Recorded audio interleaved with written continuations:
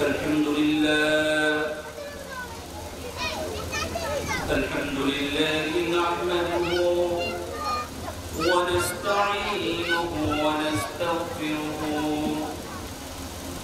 ونؤمن به ونتوكل عليك ونعوذ بالله من شرور أنفسنا ومن سيئات أعمالنا من يهده الله فلا مضل له ومن يضلل فلا هادي له فلن تجد له وليا مرشدا ونشهد أن لا إله إلا الله وحده لا شريك له والذي لا مثل له ولا مثيل له لا شبه له ولا شبيه له وهو الواحد الفرد الصمد لم يلد ولم يولد ولم يكن له كفوا أحد ونشهد أن سيدنا ونبينا وحبيبنا وبشيرنا ونذيرنا وطبيبنا وطبيب أرواحنا وحبيبنا وحبيب ربنا محمد صلى الله تعالى عليه وآله وأصحابه وسلم عبده ورسوله أرسله بالحق بشيرا ونذيرا وداعيا إلى الله بإذنه وسراجا منيرا أما بعد فقد قال الله تعالى في القرآن الكريم والفرقان الحميد في شأن حبيبه ومحبوبه ومعشوقه آمرا ومخبرا إن الله وملائكته يصلون على النبي يا أيها الذين آمنوا صلوا عليه وسلموا تسليما صلى الله على آله وأصحابه وسلم اللهم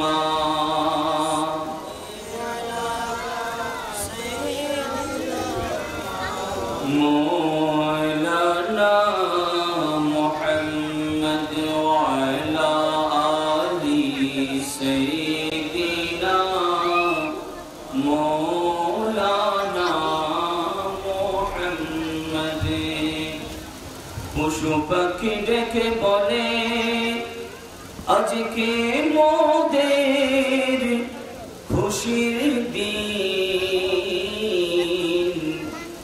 এই রাতে তশরিফ আনলেন রহমাতাল লিল আলামিন আল্লাহুম্মা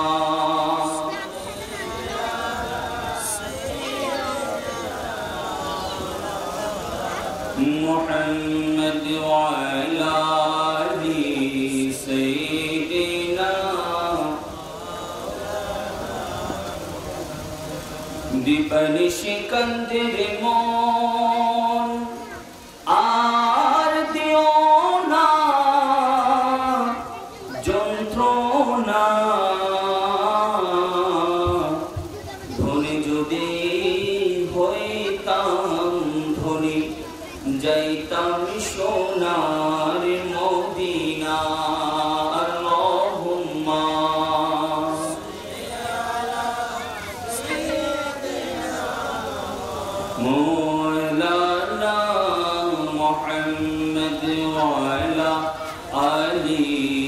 سيدنا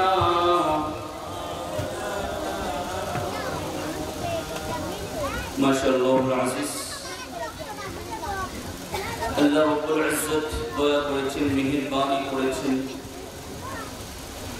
আল্লাহর নবীর বিলাদতকে কেন্দ্র করে মাহফিল হচ্ছে। সেই মাহফিলে বসার সৌভাগ্য হয়েছে, আল্লাহ যে কবুল করেছেন সকলে বলি আলহামদুলিল্লাহ। আল্লাহ রাব্বুল ইজ্জত এমন দয়াল প্রভু, এমন দয়াল রহমান,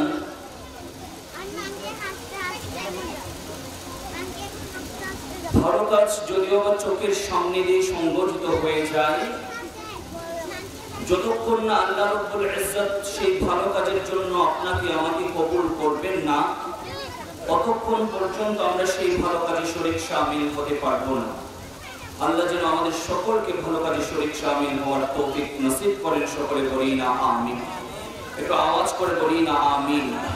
যেহেতু আপনারা কতিপয় আল্লাহর নবীর আশিক, মিলাদুন নবীকে ভালোবেসে, মিলাদুন নবীর মাহফিলকে ভালোবেসে বসেছেন, আপনাদের খেদমতে আরজ থাকবে যতক্ষণ পর্যন্ত আমরা এই মিলাদুন নবীর মাহফিলে বসবো।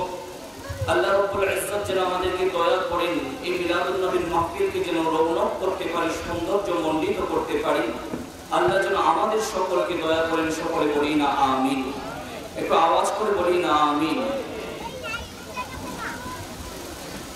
আপনাদেরকে আবেদন জানাবো, আপনারা একটু সামনে চলে আসেন, দয়া করে একটু সামনে আসবেন। আল্লাহ যেন আপনাদের বসাকে, আপনাদের শরীর শামিল হওয়াকে কবুল করেন, সকলে বলি না আমিন। ইনশাআল্লাহুল আজিজ আমরা যারা উপস্থিত হলাম, আমরা যারা বসলাম, আল্লাহ রাব্বুল ইজ্জতের মেহেরবানিতে আল্লাহ যাদেরকে কবুল করবেন তারা আসবেন। সকলের কাছে আবেদন থাকবে আপনারা এদিক সেদিক ঘোরাফেরা না করে মাহফিলে এসে উপস্থিত হয়ে কামিয়াবি হাসিল করুন। আল্লাহ যেন সকলকে কবুল করেন, আমিন বলি। আল্লাহ আল্লাহ আল্লাহু লা ইলাহা ইল্লাহু আল্লাহ আল্লাহ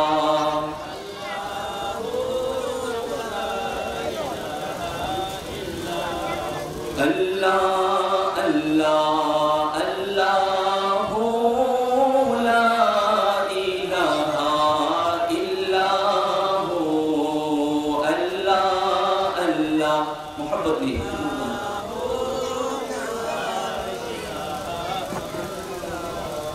বারা রবিউল আউয়াল কো আয়া হে দুর্রে यतीम, बारा रबीउल अव्वल को आया है दुर्रे यतीम, माहे नबुव्वत मेहरे रिसालत, माहे नबुव्वत मेहरे रिसालत, साहिबे खुल्क़े अज़ीम नबीजी अल्लाह अल्लाह। मोहब्बत आवाज इल्लाहु अल्लाह अल्लाह अल्लाह।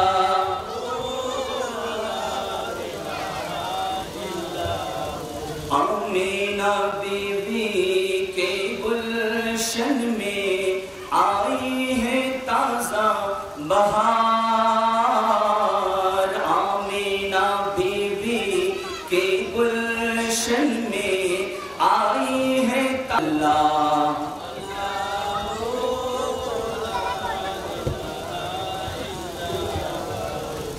মাশাআল্লাহুল আজিজ, আপনাদের খেদমত, আপনাদের উপস্থিতি আল্লাহ যেন কবুল করেন, সকলে বলি না আমিন।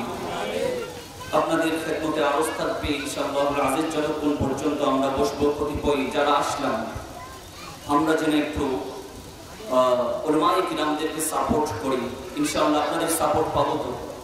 একটা আওয়াজ করে বলি না, সাপোর্ট পাবো তো ইনশাআল্লাহুল আজিজ? আমরা যদি সাপোর্ট করি মাহফিল রৌনক হবে, মাহফিল সৌন্দর্য হবে। আল্লাহ রাব্বুল ইজ্জত আল্লাহর বান্দাদেরকে কবুল করবেন, সকলে বলি না আমিন। আর জোরে বলি না আমিন। অধ্যক্ষের আয়োজিত পূর্ব নাসিরা অবস্থ মাঝপাড়া এলাকাবাসীর সহযোগিতায় বিশেষ করে নওজোয়ান কতিপয় আশিক রাসূলের উদ্যোগে আজকের এই নূরানি ইরফানি মাহফিল 2021 যিনি প্রধান ওয়াইজিন সুদূর কুমিল্লা থেকে আগত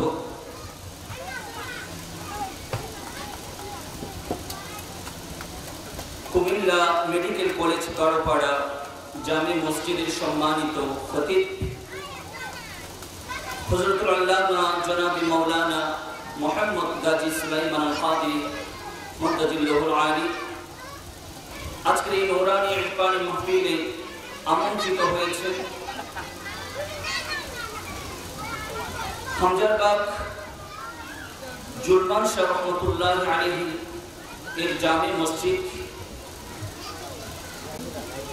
সংলগ্ন সম্মানিত খতিব হযরতুল আল্লামা হাফেজ মাওলানা মুহাম্মদ শহীদুল ইসলাম আল কাদরি সাহেব কিবলা মুনতাজিল্লাহুল আলী, সেই সাথে আজকের এই মাহফিলের সভাপতিত্ব করবেন মাঝপাড়া মহল্লা কমিটির সম্মানিত সভাপতি আলহাজ সিদ্দিক আহমদ কোম্পানি। সেই সাথে আজকের মাহফিলের বিশেষ মেহমান হিসেবে আমন্ত্রিত হয়েছেন 8 নং সুলভবহর 5 লাইশ চট্টগ্রামের সম্মানিত মাননীয় কাউন্সিলর আলহাজ মোহাম্মদ মুর্শিদুল আলম সহ স্টেজে উপবিষ্ট হযরতুল আল্লামা জনাব মাওলানা মুহাম্মদ জসিমউদ্দিন আল কাদরি সাহেব সহ আমরা যারা শ্রবণ করছি, যারা বসলাম, মাইকের আওয়াজ যতদূর পর্যন্ত যাচ্ছে, প্রজেক্টরের সাহায্যে মা বোনরা থেকে শুরু করে দস্তরাত আল্লাহর বান্দিনীরা যারা দেখছেন, যারা শুনছেন, রহমানি ওয়া রাহমাতুল্লাহ তাআলা, আসসালামু আলাইকুম ওয়া রাহমাতুল্লাহি ওয়া বারাকাতুহু। আল্লাহ রাব্বুল ইজ্জতের দরবারে লাখ কোটি শুকরিয়া আদায় করছি যে মহান রব্বুল ইজ্জত আল্লাহর নবীর বিলাদতকে কেন্দ্র করে যে মাহফিল হচ্ছে, সেই মাহফিল আমি গুনাহগার প্রথম বেআমল বেইলমকে উপস্থিত হওয়ার তৌফিক দান করেছেন। আল্লাহর দরবারে শুকরিয়া আদায় করছি, সকলে বলি আলহামদুলিল্লাহ। সাথে আপনাদের কৃতজ্ঞতা প্রকাশ করছি যে আল্লাহ আপনাদেরকে কবুল করেছেন বিদায়ী এমন মাহফিলে, নূরানি ইরফানি মাহফিলে বসতে পেরেছেন। তাই সকলে শুকরিয়া আদায়ার্থে আল্লাহ রাব্বুল ইজ্জতের দরবারে আরেকবার বলি আলহামদুলিল্লাহ। মাশাআল্লাহুল আজিজ।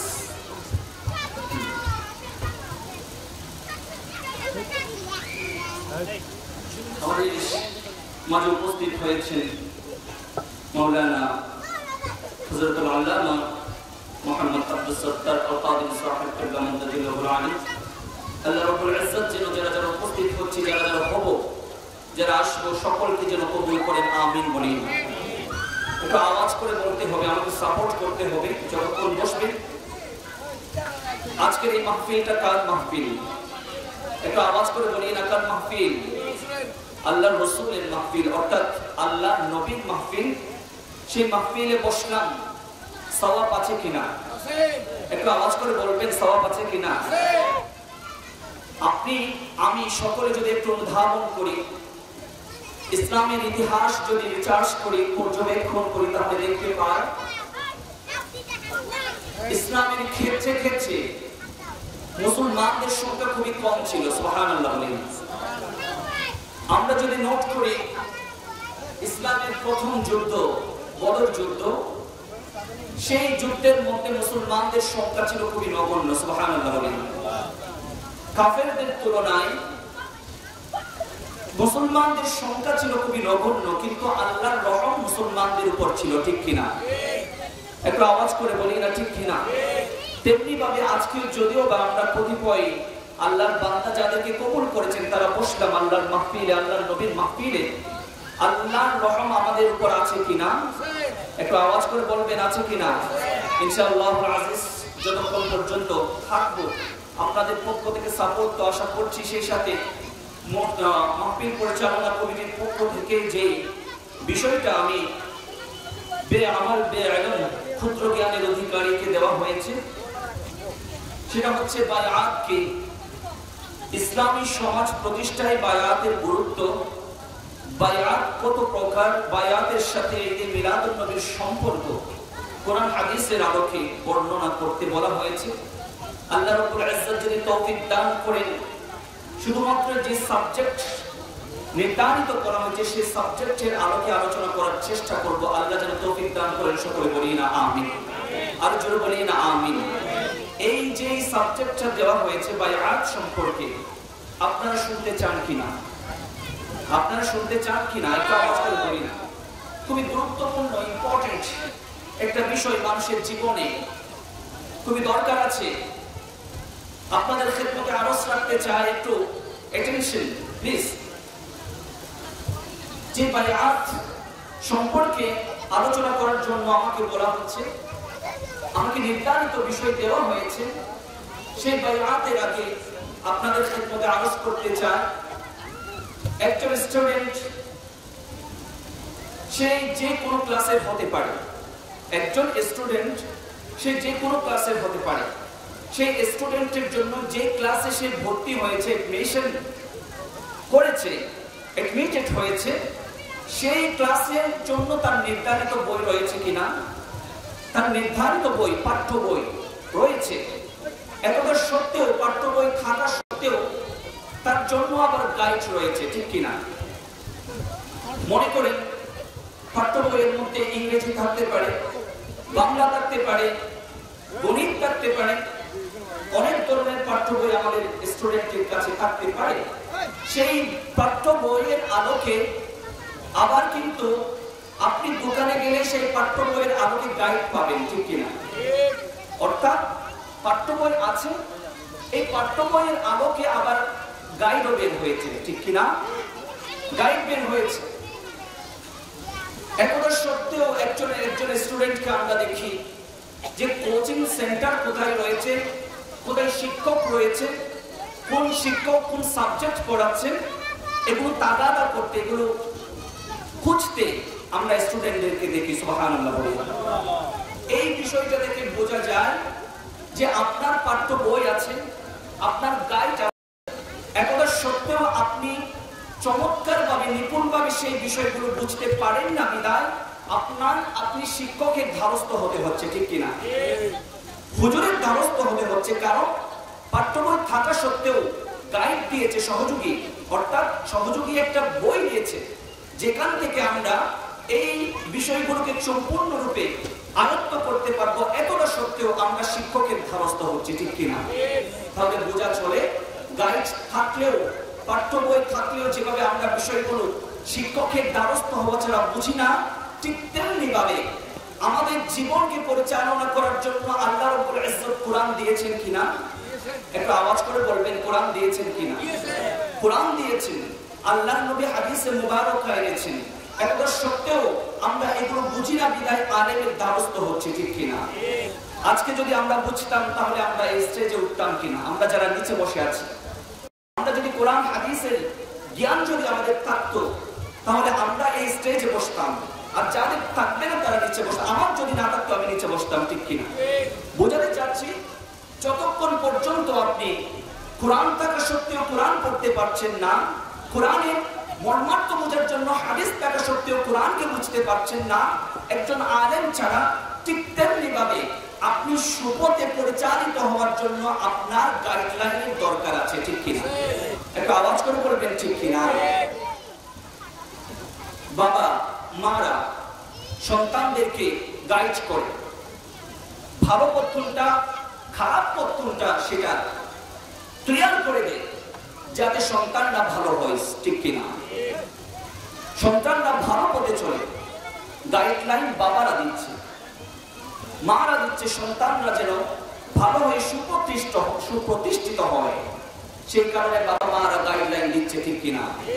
তেমনি ভাবে ইসলামী শিক্ষার জন্য গাইডলাইন যদি দরকার হয়, আল্লাহ পর্যন্ত পৌঁছার জন্য গাইডলাইন যদি দরকার হয়, তাহলে এমন কাউকে গাইডলাইন হিসেবে নিতে হবে যিনি ইসলামিক জ্ঞানে পরিপূর্ণ, সুবহানাল্লাহ, যিনার কোরআন হাদিসের জ্ঞান রয়েছে, এমন ব্যক্তির ধারস্থ আপনাকে আমাকে সকলকে হতে হবে, সুবহানাল্লাহ।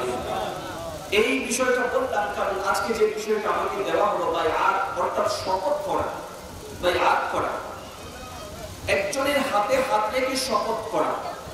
সেই শপথটা আপনি আমি আমার জন্য না, যার হাতে হাত রাখবো তিনি কামেল মুকাম্মিল হতে হবে, সুবহানাল্লাহ। তিনি এমন ব্যক্তি হতে হবে যিনার কাছে আল্লাহর পরহেজগারিতা রয়েছে, সুবহানাল্লাহ। যিনার কাছে কোরআন হাদিসের জ্ঞান রয়েছে, এমন ব্যক্তির হাতে হাত রাখার নামই হচ্ছে বায়আত, সুবহানাল্লাহ। আর জোরে বলি সুবহানাল্লাহ।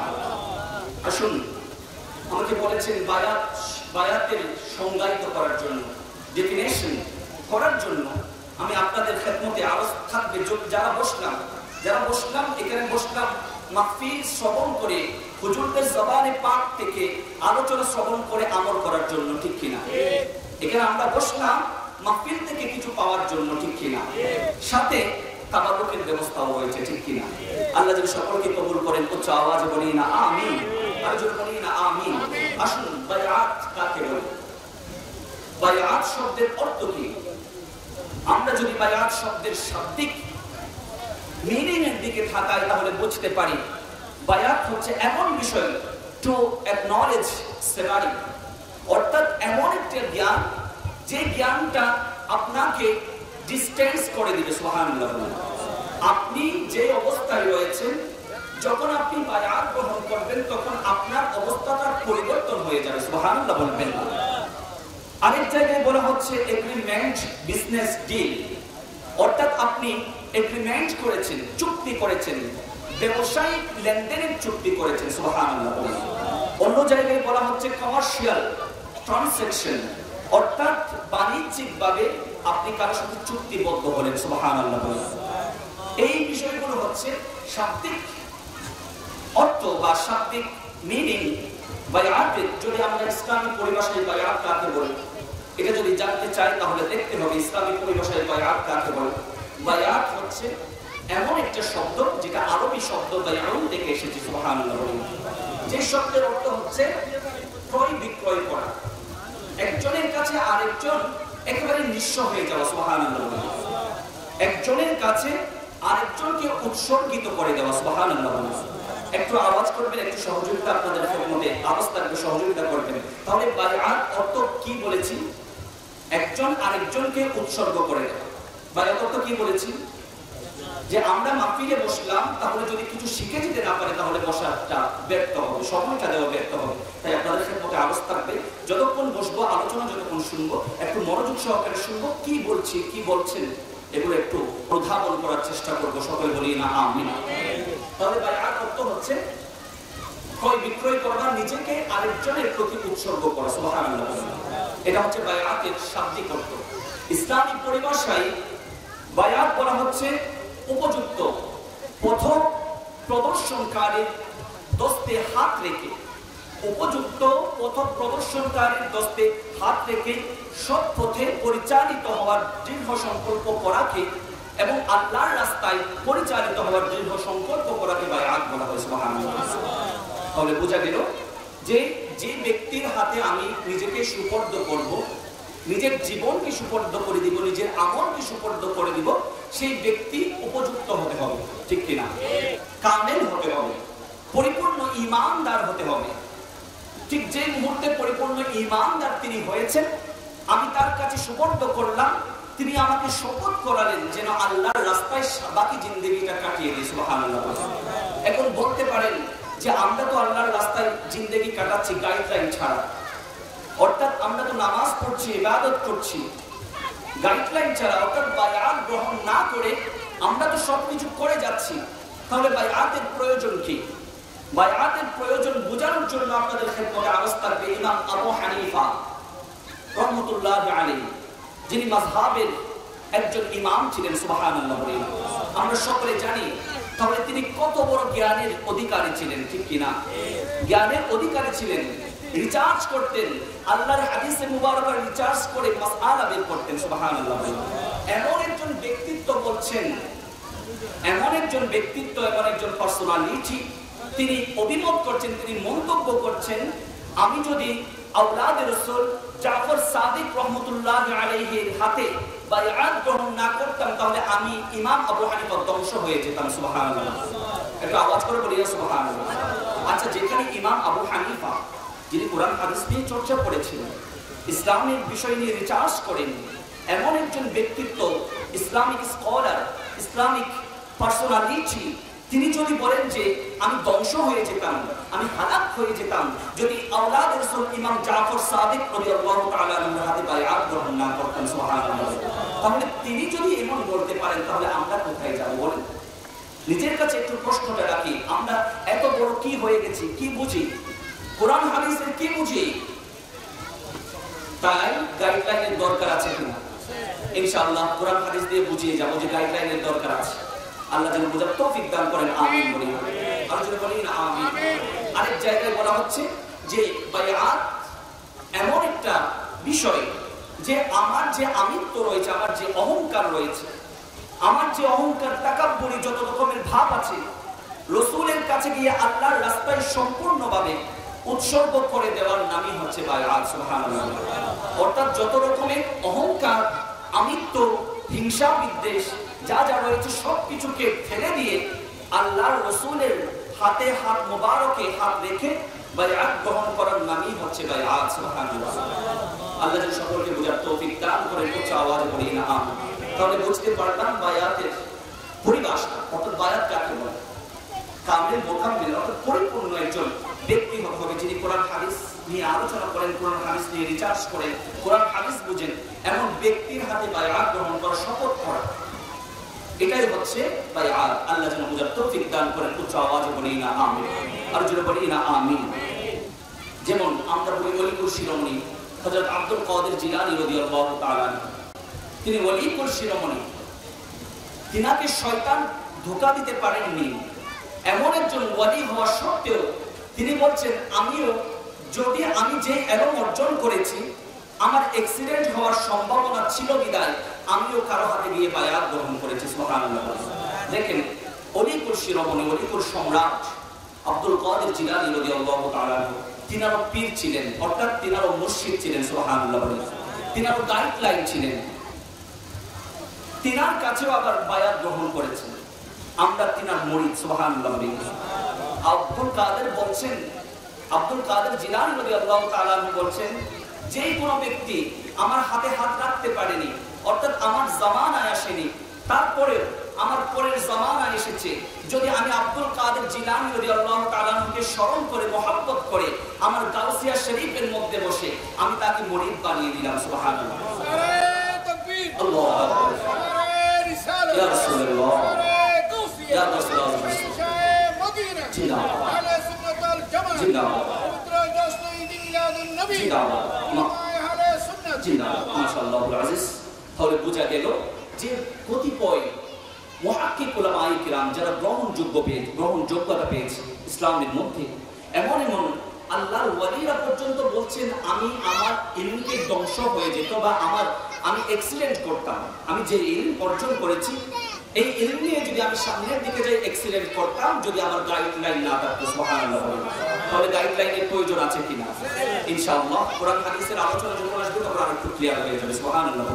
আর যদি বলি না সুবহানাল্লাহ, এখানে বসলাম কোরআন হাদিসের আলোচনা করার জন্য, কোরআন হাদিসের আলোকে আল্লাহর ওয়ালিদের আলোচনা করার জন্য। আল্লাহ যেন সকলকে কবুল করেন, উচ্চ আওয়াজে বলি না আমিন। আর যদি বলি না আমিন। আসুন, এই বায়াত ইসলামে একেবারে আমার রাসূলের পাক থেকে শুরু করে অনেক ধরনের করে আল্লাহর রাসূল বায়াত গ্রহণ করেছেন। সুবহানাল্লাহ। অনেক ভাবে আল্লাহর রাসূল শপথ নিয়েছেন মুসলমানদের পক্ষ থেকে। সুবহানাল্লাহ বলবেন না? কিতাবের মধ্যে দেখা যায় 8 ধরনের বায়াত আল্লাহর রাসূল করেছেন। সুবহানাল্লাহ। কয় ধরনের বায়াত? একটা আওয়াজ করবেন, রেসপন্স করবেন, দয়া করে একটু রেসপন্স করবেন যে বসলাম কিছু শেখার জন্য বসলাম বা জানার জন্য বসলাম। জানতে ক্ষতি নেই, জানতে লজ্জা নেই। আমার রাসূল বলছেন দুনিয়া থেকে মৃত্যু পর্যন্ত শিক্ষার জায়গা। সুবহানাল্লাহ। তাহলে জানার কোনো লজ্জা নেই। আল্লাহ যেন সকলকে বোঝার তৌফিক দান করেন, আমিন বলি। তাহলে কয় ধরনের বায়াতের কথা বললাম? 8 ধরনের। কয় ধরনের? একটু আওয়াজ করে বলি না, কয় ধরনের? মাশাআল্লাহ, 8 ধরনের বায়াত ইসলামের ইতিহাসের মধ্যে পাওয়া যায়, কিতাবের মধ্যে পাওয়া যায়। প্রথম নাম্বার বায়াত হচ্ছে আলাল জিহাদ, বায়াত আলাল জিহাদ, অর্থাৎ জিহাদের জন্য বায়াত গ্রহণ করা। সুবহানাল্লাহ, আল্লাহর রাস্তায় জিহাদ করবেন, সেই জিহাদের জন্য বায়াত করা, শপথ নেওয়া, এটা আল্লাহর রাসূলের জামানায় ছিল। সুবহানাল্লাহ বলবেন।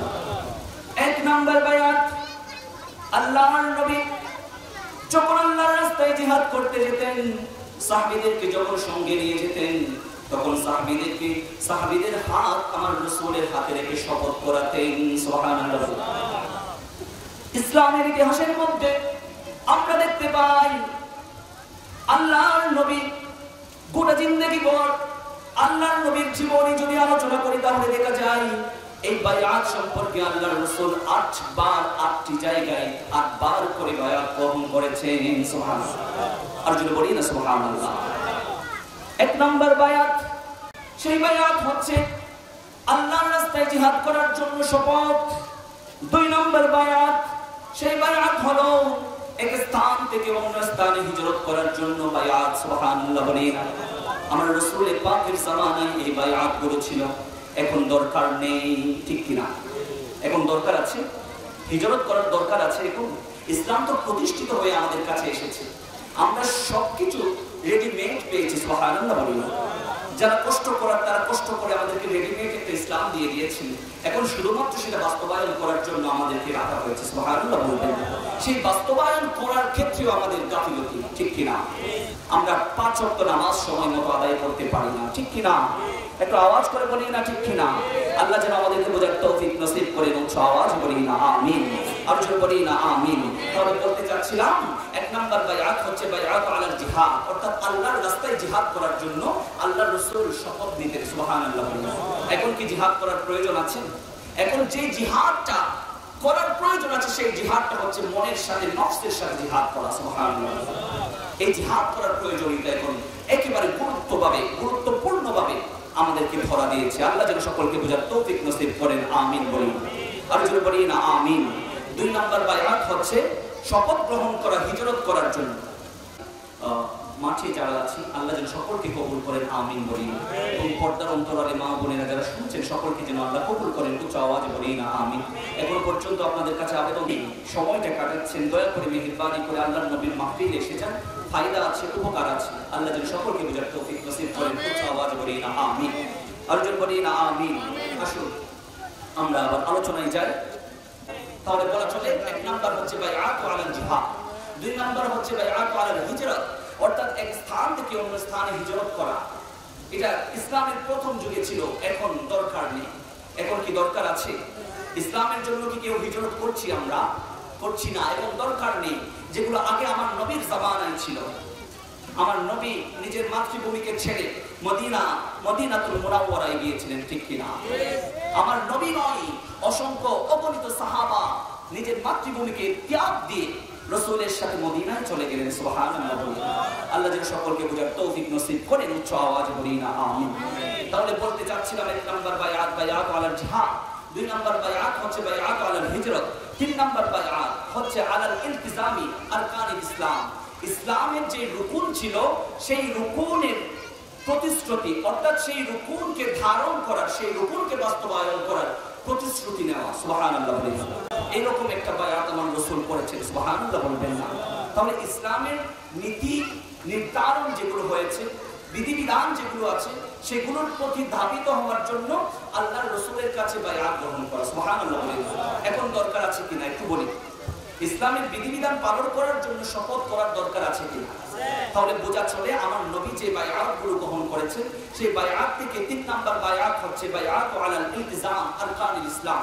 ইসলামের রুকুন, ইসলামের বিধিবিধান শেখার জন্য, ইসলামের পথে দাবিত হওয়ার জন্য, আল্লাহর পথে চলার জন্য কোন মুহাক্কিক উলামায়ে কিরামের হাতে বায়াত গ্রহণ করা এখন অপরিহার্য বিষয়। সুবহানাল্লাহ। 3 নাম্বার। 4 নাম্বার বিষয় হচ্ছে বায়াত আলা ইত্তিবাতি ওয়াল কারাম। তখনকার সময় যুদ্ধের ময়দান থেকে যেন কেউ পালিয়ে না আসে, সেই কারণে বায়াত গ্রহণ করতেন। সুবহানাল্লাহ।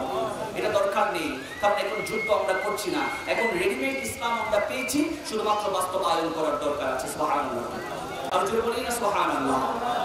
5 নাম্বার হচ্ছে বায়াতু আলা তামাসসুকি বিসুন্নাতিন নববিয়্যা, অর্থাৎ আমার নবীর রাসূলের, আমার রাসূলের সুন্নাতকে আঁকড়ে ধরার জন্য বায়াত গ্রহণ করা। সুবহানাল্লাহ। এখন প্রয়োজন আছে কিনা? একটু আওয়াজ করে বলি না, রাসূলের সুন্নাত আঁকড়ে ধরার প্রয়োজন আছে কিনা? তাহলে দুই ধরনের বায়াত আমরা পেয়েছি যেগুলো আমাদের জীবনের জন্য প্রয়োজন আছে, ঠিক কিনা? এক ধরনের বায়াত হচ্ছে ইসলামের হুকুম, ইসলামের বিধিবিধান সম্পর্কে জানা দরকার আছে, ঠিক কিনা? 2 নাম্বার বায়াত হচ্ছে আল্লাহর রাসূলের সুন্নাতকে ধরে রাখা। সুবহানাল্লাহ। এগুলো এখন আমাদের জন্য প্রয়োজন। আল্লাহ যেন বুঝার তৌফিক নসিব করেন। উচ্চ আওয়াজ বলি না আমিন। মুআজ্জিজ হাজিরিন, 6 নম্বর বায়াত হচ্ছে আল্লাহ রাসূলের জীবনে যে বায়াত গ্রহণ করেছেন মুসল্লিয়ানে কিরাম, আল্লাহর রাসূল যে বায়াত গ্রহণ করেছেন সাহাবায়ে কিরাম থেকে, মুসলমান থেকে, মুমিন বান্দাদের থেকে, সেই বায়াতের মধ্যে 6 নম্বর বায়াত হচ্ছে বায়াতু আলাল ইজতিনাবি আনিল বিদআ। সুবহানাল্লাহ। বায়াতু আলাল ইজতিনাবি আনিল বিদআ, অর্থাৎ বিদআত যেগুলো রয়েছে সেগুলো থেকে বাঁচার জন্য বায়াত গ্রহণ করা। সুবহানাল্লাহ। আর যদি বলি না সুবহানাল্লাহ। তারপর 7 নম্বর বায়াত হচ্ছে বায়াতু আলা হিসিন তাআতিল ইবাদত, অর্থাৎ আল্লাহর ইবাদতের প্রতি আকৃষ্ট হওয়ার জন্য, আল্লাহর ইবাদতের প্রতি আকর্ষণ বাড়ার জন্য বায়াত গ্রহণ করা। সুবহানাল্লাহ। তাহলে বোঝা চলে এই বায়াত আমাদের গ্রহণ করা দরকার আছে কিনা? অবশ্যই দরকার আছে। আল্লাহ যেন সকলকে বুঝার তৌফিক নসিব করেন। উচ্চ আওয়াজে বলি না আমিন। আর যেন বলি না আমিন। তারপর 8 নম্বর বায়াত হচ্ছে বায়াতু আলা তামাসসুকি বিহাবিলিত তাকওয়া, নিজের পরহেজগারিতাকে ঠিক করার জন্য, মুত্তাকি বনার জন্য, আল্লাহর সন্তুষ্টি অর্জন করার জন্য, আল্লাহর কাছে যাওয়ার জন্য যে বায়াত, সেই বায়াত আল্লাহর নবী অনেকটা আগে করে রেখেছেন। সুবহানাল্লাহ। সেই বায়াতের দরকার আছে কিনা? তাহলে বোঝা চলে 4টা বিষয়ে বায়াত এখন আমাদের জন্য গুরুত্বপূর্ণ বিষয়। সুবহানাল্লাহ। 8টা বায়াত আমরা ইসলামের ইতিহাসে পাই। কোরআন হাদিস মোতাবেক 8 ধরনের বায়াত আমরা দেখি। সেই বায়াত থেকে 4টা বায়াত, 4 ধরনের বায়াত আমাদের দরকার আছে। সুবহানাল্লাহ। আর যদি বলি না সুবহানাল্লাহ। এই 4 ধরনের বায়াত গ্রহণ করার জন্য 4 জন মুহাক্কিক আলেমের কাছে যাওয়ার দরকার নেই, একজনই যথেষ্ট। সুবহানাল্লাহ। একজনের কাছে যাবেন যিনি এই 4টা বিষয়ের অধিকারী। সুবহানাল্লাহ। আর যদি বলি না সুবহানাল্লাহ, যিনি কামেল, যিনি পরিপূর্ণতা রাখে, যিনি যোগ্যতা রাখে, যিনি ক্যাপাবল, অর্থাৎ কোরআন হাদিসের জ্ঞান যার রয়েছে, নলেজ যার রয়েছে, এমন মুহাক্কিক উলামায়ে কিরাম একজনের কাছে যাওয়াটাই আমাদের জন্য বাঞ্ছনীয়। সুবহানাল্লাহ। আল্লাহ যেন সকলকে বুঝার তৌফিক নসিব করেন। আমিন বলবেন না? একটা আওয়াজ করে বলবেন না আমিন? আল্লাহ রাব্বুল ইজ্জত আমাদের সকলকে কবুল করুন। উচ্চ আওয়াজ বলি না আমিন। তাহলে বুঝলাম বায়াত কাকে বলে, তা বুঝলাম। তারপর বায়াতের কয় ধরনের বায়াত ইসলামের ইতিহাসের মধ্যে ছিল আমি ক্ষুদ্র জ্ঞানে আলোচনা করলাম। 8 ধরনের বায়াত পেয়েছি। এই 8 ধরনের বায়াত নিয়ে আলোচনা করলাম। সেখান থেকে 4 ধরনের বায়াত আমাদের জন্য অপরিহার্য বিষয় হয়ে দাঁড়িয়েছে। সুবহানাল্লাহ। আল্লাহ যেন আমাদেরকে বুঝার তৌফিক নসিব করেন। সকলে উচ্চ আওয়াজ বলি না আমিন। আর যেন বলি না আমিন। আসলে এতক্ষণ পর্যন্ত তো বললাম, যতক্ষণ না কোরআন হাদিস থেকে দলিল দেওয়া যাবে ততক্ষণ পর্যন্ত ক্লিয়ার হবে না, ততক্ষণ পর্যন্ত স্পষ্ট হবে না। কারণ এই যে বিষয় বায়াত সম্পর্কে কোরআন কি বলেছেন, হাদিস কি বলেছেন, আমাদের জানার দরকার আছে কিনা? একটু আওয়াজ করে বলি না, দরকার আছে কিনা? অবশ্যই দরকার আছে। আমরা সর্বপ্রথম কোনো মুসিবতে যদি পড়ি, মুশকিলাতে যদি পড়ি, সমস্যায় যদি পড়ি, আমাদের কনস্টিটিউশন, সংবিধান হচ্ছে কোরআন। সুবহানাল্লাহ।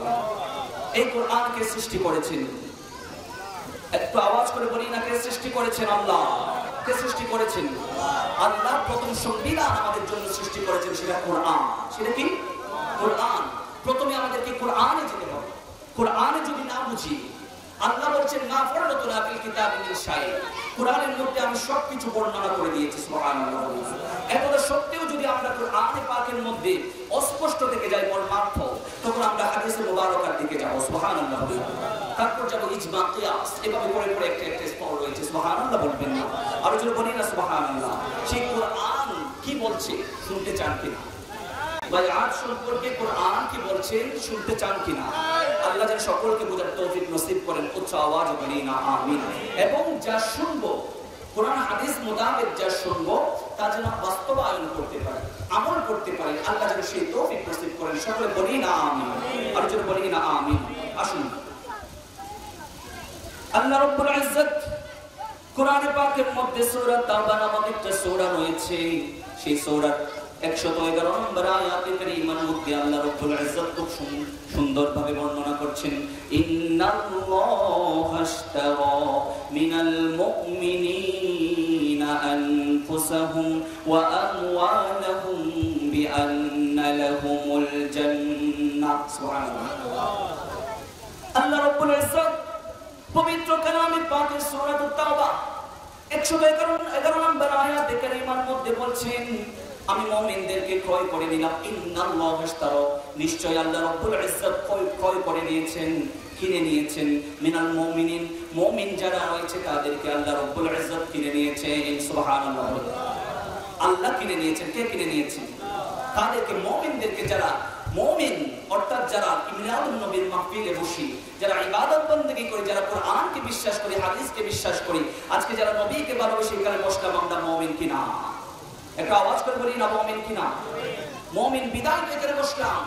আল্লাহর রাসূল বলেছেন, যতক্ষণ পর্যন্ত ঈমানদার হওয়া যাবে না, মুমিন হওয়া যাবে না, যতক্ষণ পর্যন্ত দুনিয়ার মধ্যে যে বিষয়গুলো রয়েছে ওই বিষয়গুলো থেকে আমি রাসূলকে যতক্ষণ বেশি ভালোবাসা যাবে না, ততক্ষণ পর্যন্ত কেউ মুমিন হতে পারবে না। ঠিক কিনা?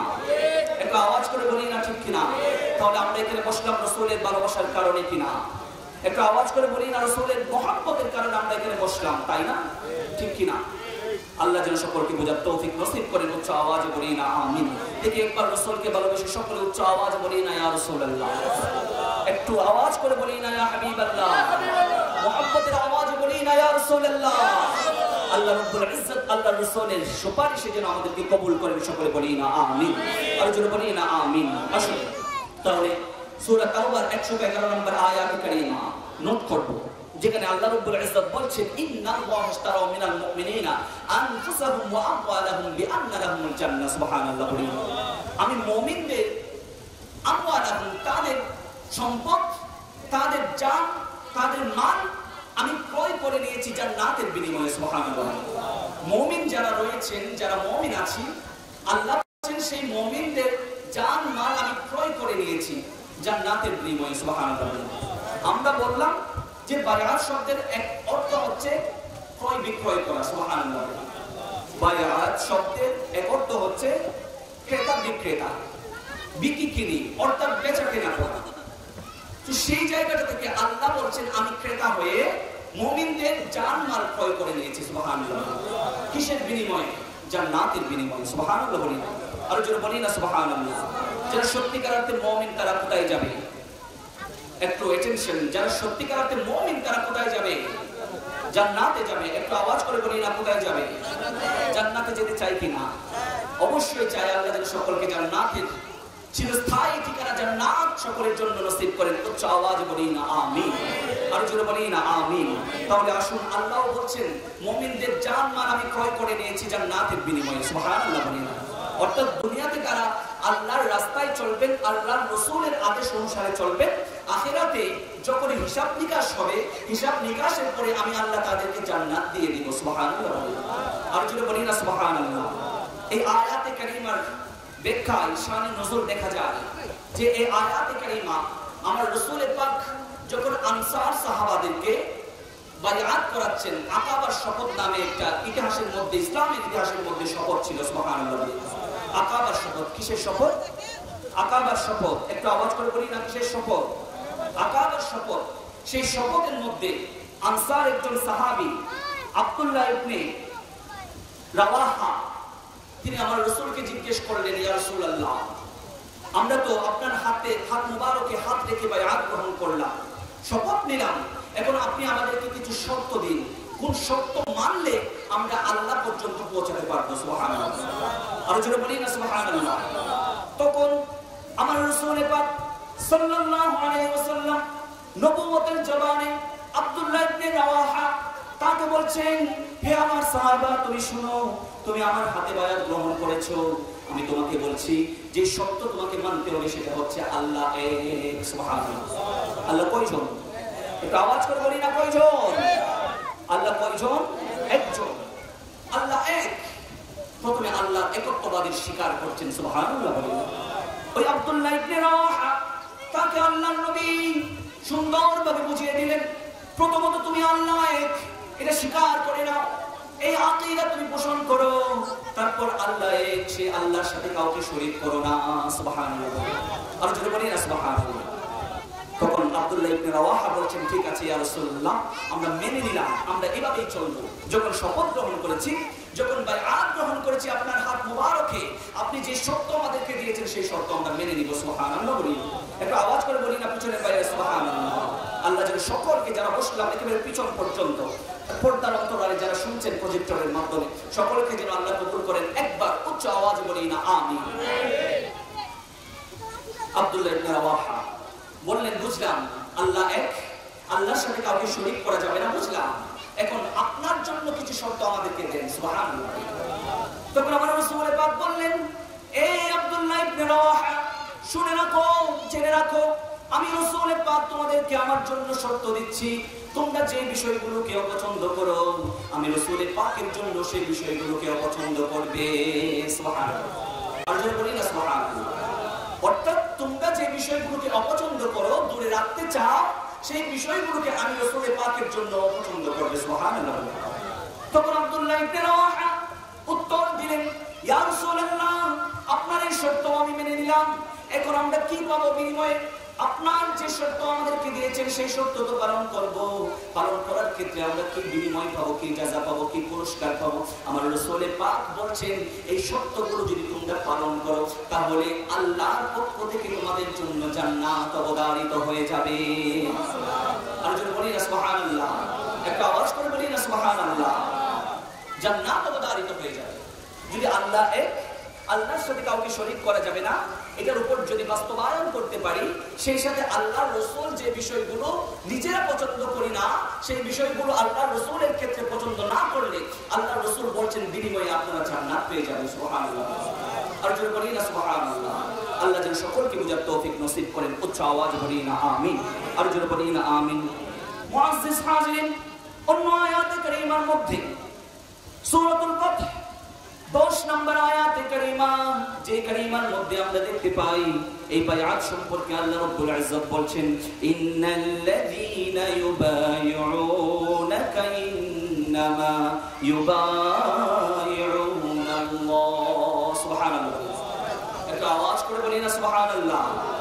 আপনাদের খেদমতে আরো প্রথমেই রেখেছিলাম, যতক্ষণ বসবো একটু সাপোর্ট দিবেন, একটু অ্যাটেনশন থাকবেন, কারণ কোরআন হাদিসের আলোচনা করব, যতক্ষণ বসবো এই কোরআন হাদিসের আলোচনা শ্রবণ করার প্রয়োজন আছে কিনা? প্রয়োজন আছে। খুব গুরুত্বপূর্ণ ইম্পর্টেন্ট একটা সাবজেক্ট বায়াত সম্পর্কে আলোচনা করছি। আল্লাহ যেন সকলকে বোঝার তৌফিক নসিব করেন। উচ্চ আওয়াজে বলি না আমিন। আর যদি বলি না আমিন। আল্লাহ বলছেন, ইন্নাল্লাযীনা ইউবাইউনাকা ইন্নামা ইউবাইউনাল্লাহ। আল্লাহর রাসূলকে বলছেন, হে রাসূল, আপনার হাতে যারা বায়াত গ্রহণ করলো, তারা আপনার হাতে বায়াত গ্রহণ করেননি, বরঞ্চ তারা আমি খোদার হাতে বায়াত গ্রহণ করেছেন, সুবহানাল্লাহ। তাহলে আল্লাহর রাসূলের হাতে বায়াত গ্রহণ করা মানে কার হাতে বায়াত গ্রহণ করা? আপনাদের অ্যাটেনশন, দয়া করে একটু অ্যাটেনশন দেন। কার হাতে বায়াত গ্রহণ করা? আল্লাহর হাতে বায়াত গ্রহণ করা। আল্লাহর রাসূলের হাতে বায়াত গ্রহণ করা মানে আল্লাহর হাতে বায়াত গ্রহণ করা, সুবহানাল্লাহ। আর জোরে বলি না সুবহানাল্লাহ। ইয়া রাসূলুল্লাহ, ইয়া হাবিবাল্লাহ, ইয়া রাসূলুল্লাহ, ইয়া হাবিবাল্লাহ। দেখেছি হাদিসে দেখিয়া আপনারে, জীবনের গুনাহ জড়াইয়া পড়ে, দেখা দাও মোরে, দেখা দাও মোদের দয়া করিয়া, ইয়া রাসূলুল্লাহ, ইয়া হাবিবাল্লাহ, ইয়া রাসূলুল্লাহ, ইয়া হাবিবাল্লাহ। মুনকার নাকির আসিয়া সওয়াল করবেন বসাইয়া, মুনকার নাকির আসিয়া সওয়াল করবেন বসাইয়া, এমনই সময়ে নবীজি দেখা দাও, ইয়া রাসূলুল্লাহ, ইয়া হাবিবাল্লাহ, ইয়া রাসূলুল্লাহ, ইয়া হাবিবাল্লাহ। মাশাআল্লাহুল আজিজ। আল্লাহ রাব্বুল ইজ্জত যেন সকলের বসাকে সকলের উপস্থিতিকে কবুল করেন। উচ্চ আওয়াজে বলি না আমিন, আর উচ্চ আওয়াজে বলি না আমিন। আল্লাহ বলছেন ইন্নাল্লাযীনা ইউবাইউনাকা ইয়া রাসূলুল্লাহ, যারা আপনার হাতে বায়াত গ্রহণ করলো তারা আপনার হাতে বায়াত গ্রহণ করেননি, স্বয়ং আমি খোদার হাতে বায়াত গ্রহণ করেছি। সুবহানাল্লাহ। ইন্নামা ইউবাইউনাল্লাহ ইয়াদুল্লাহি ফাওকা আইদিহিম, তাদের হাতের উপর আমার হাত রয়েছে। সুবহানাল্লাহ বলবেন। আল্লাহর কি হাত আছে? আমরা কি আল্লাহর হাত দেখেছি?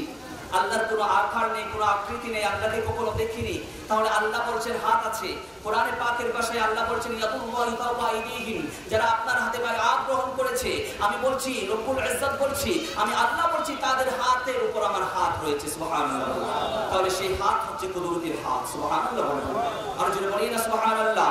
আল্লাহ বলছেন ফাওকা আইদিহিম, তারপর বলছেন ফামান নাকাতা ফাইন্নামা ইয়ানকুতু আলা নাফসি, যারা বায়াত গ্রহণ করলো, শর্তকে মেনে নিল, শপথ করলো, শপথ করার পরেও যদি এমন কোন ব্যক্তি তাকে যারা বায়াতকে ভঙ্গ করে ফেলেছে, শপথ করেছে আল্লাহর রাস্তায় চলবে, ৫ ওয়াক্ত নামাজ পড়বে, আল্লাহর ইবাদত বন্দেগী করবে, হালাল পথে চলবে, শপথ করার পরে সেই ব্যক্তিটা আবার ভেঙে ফেললো, নাউযুবিল্লাহ বলি। একটু আওয়াজ করে বলি না নাউযুবিল্লাহ। আল্লাহ বলছেন ফামান নাকাতা ফাইন্নামা ইয়ানকুতু আলা নাফসি, যদি এমন কেউ তাকে তারা যারা শপথ করেছে, শপথ করার পর আবার শপথটা ভেঙে ফেললো, ব্রেক করে ফেললো, তাহলে বোঝা যাবে তাদের দুষ্টমির কারণে, তাদের নিজেদের কারণে তারা ভেঙে ফেললো। সুবহানাল্লাহ। আর যদি বলি না সুবহানাল্লাহ।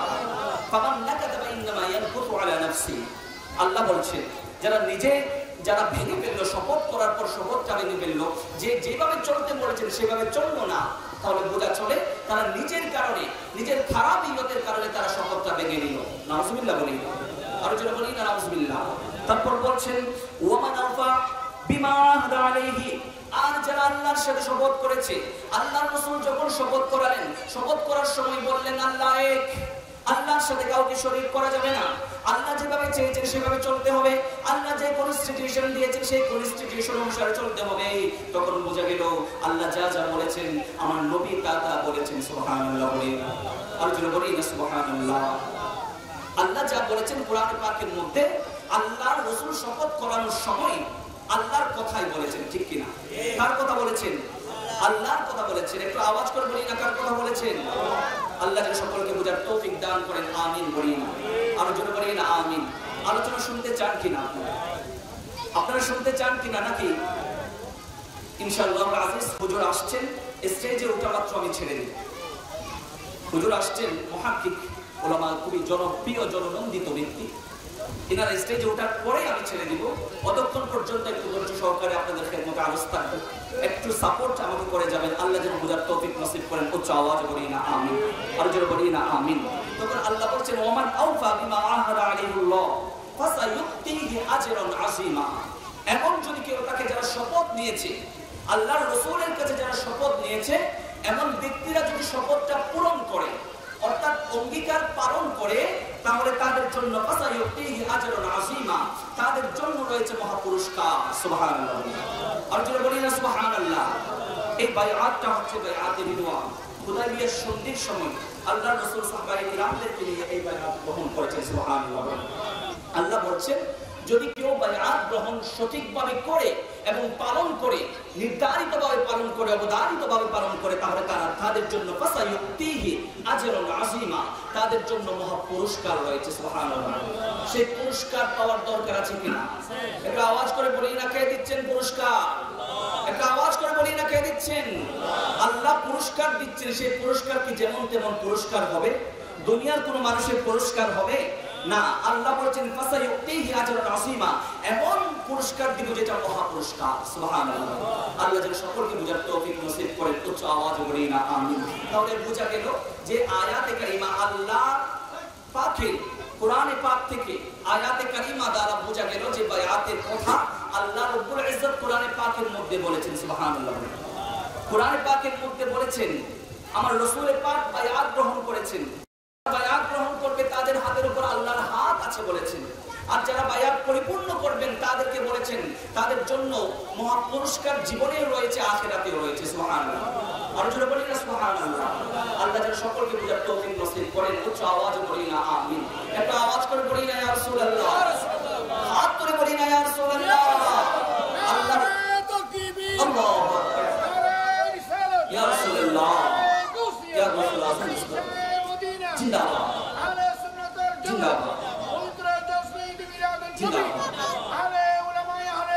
জিন্দাবাদ। মাশাআল্লাহুল আজিজ, আল্লাহ রাব্বুল ইজ্জত যেন সকলের মুহাব্বতকে কবুল করেন, উচ্চ আওয়াজে বলি আমিন। হযরত আবু বকর সিদ্দিক ইসলামের প্রথম খলিফা, আজকে জুমাতে আলোচনা করেছিলাম, তিনি বলছেন যে ঈদে মিলাদুন নবীর মাহফিলকে কেন্দ্র করে ভালোবেসে যদি কোনো ব্যক্তি একটা দিরহাম আল্লাহর রাস্তায় ব্যয় করে, তাহলে সেই ব্যক্তিকে জান্নাতে না নেওয়া পর্যন্ত আমি জান্নাতে যাব না। সুবহানাল্লাহ। আমরা সকলে আবু বকরের সাথে হতে চাই কিনা?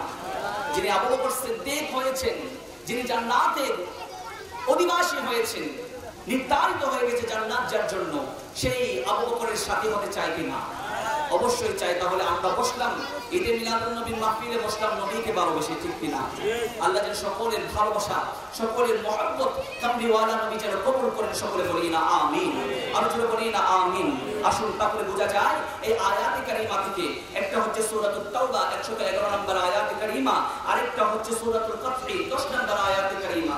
এই দুইটা আয়াতে কারিমা থেকে বোঝা গেল যে ইসলামের ইতিহাসের মধ্যে বায়াত অর্থাৎ গাইডলাইন, আমি যত বড় ফকিহ হই না কেন, যত বড় মুফাসসির হই না কেন, যত বড় ইঞ্জিনিয়ার হই না কেন, ডক্টর হই না কেন, সায়েন্সের মধ্যে আমার যত জ্ঞান থাকুক না কেন, আমি যত বড় সায়েন্টিস্ট হই না কেন, তারপর আমাকে গাইডলাইনের দরকার আছে। সুবহানাল্লাহ। ইসলামিক পথে চলার জন্য, ইসলামিক পথে চলার জন্য, আল্লাহ পর্যন্ত পৌঁছার জন্য গাইডলাইনের দরকার আছে কিনা? একটা আওয়াজ করে বলি না, দরকার আছে কিনা? ইনশাআল্লাহুল আজিজ আমরাও গাইডলাইন খুঁজে সত্যিকার অর্থে কামেল, মুহাক্কিক, মুকাম্মিল যারা রয়েছেন, পরিপূর্ণ ঈমানদার যারা রয়েছেন, যাদের মধ্যে হাদিসের মুবারকের জ্ঞান রয়েছে, কোরআন হাদিসের জ্ঞান যাদের মধ্যে রয়েছে, এমন পরিপূর্ণ আলেমের হাতে যেন আমরা বায়াত গ্রহণ করতে পারি। আল্লাহ যেন কবুল করেন, সকলে বলি না আমিন। আর যেন বলি না আমিন।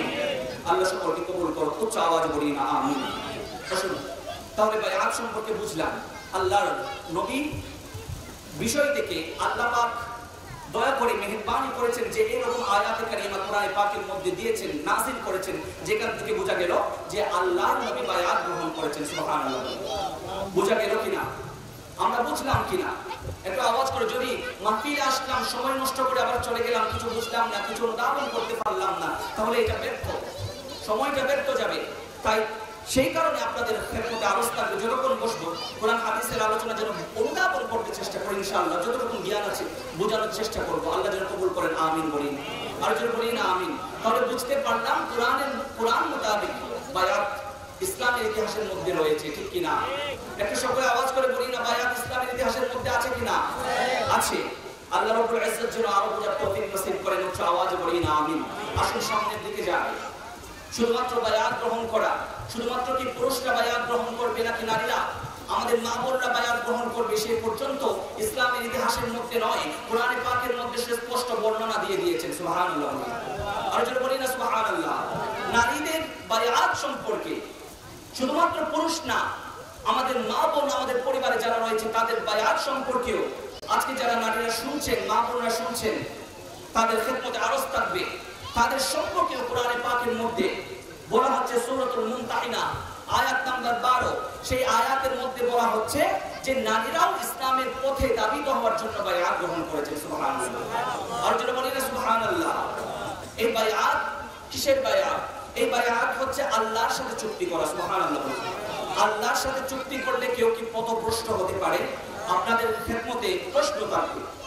আল্লাহর সাথে চুক্তি করা অর্থাৎ আল্লাহর পথে চলার জন্য চুক্তি করা, আল্লাহর সন্তুষ্টি অর্জনের জন্য চুক্তি করা, আল্লাহকে স্যাটিসফাইড করার জন্য চুক্তি করা, সেখানে কি পথভ্রষ্ট হওয়ার সম্ভাবনা রয়েছে? রয় না। আল্লাহ যেন সকলকে বোঝার তৌফিক নসিব করেন, উচ্চ আওয়াজ বলি না আমিন। আসুন নারীদের সম্পর্কে, মেয়েদের সম্পর্কে, মহিলাদের সম্পর্কেও আল্লাহ রাব্বুল ইজ্জত সূরাতুল মুমতাহিনা আয়াত নাম্বার 12, এই আয়াতের মধ্যে খুব স্পষ্টভাবে বর্ণনা করছেন, ইয়া আইয়ুহান নাবিয়্যু ইযা জাআকাল মুমিনাত ইউবাইয়িনাকা। সুবহানাল্লাহ। আল্লাহ রাব্বুল ইজ্জত শুধুমাত্র পুরুষদের সম্পর্কে বায়াতকে কেন্দ্র করে আয়াত নাযিল করেননি, আল্লাহ রাব্বুল ইজ্জত মহিলাদেরকে কেন্দ্র করে আয়াত নাযিল করেছেন। আল্লাহ রাসূল যখন মক্কা বিজয়ের সময় যখন আল্লাহ রাসূল সাফা পাহাড়ের উপর ছিলেন, সেই সাফা পাহাড়ের উপর থেকে মহিলাদেরকে বায়াত গ্রহণ করিয়েছেন। সুবহানাল্লাহ। আমরা কোরআন পাক থেকে এই প্রমাণ, কোরআন পাক থেকে এভিডেন্স পাওয়া যায় যে আল্লাহ রাসূল সাফা পাহাড়ের উপর ছিলেন। সাফা মারওয়া যারা হজ করতে গেলেন তারা জানেন। সুবহানাল্লাহ। যাদের ভাগ্যে হজ নসিব হয়েছে, তাকদীর হজ নসিব হয়েছে। যারা সাফা মারওয়া দেখেছেন তারাই জানেন সাফা মারওয়ার পাহাড়। সাফা পাহাড়ের উপরে বসে আমার রাসূল মহিলাদেরকে বায়াত করাচ্ছেন। ওমর রাদিয়াল্লাহু তাআলা নিচে ছিলেন, আমার রাসূল উপর থেকে বলছেন। ওমর রাদিয়াল্লাহু তাআলা আমার রাসূলের জবানের পাক থেকে যে বরকতময় বাক্যগুলো বের হচ্ছে এগুলো মহিলাদের কাছে পৌঁছে দিলেন। সুবহানাল্লাহ।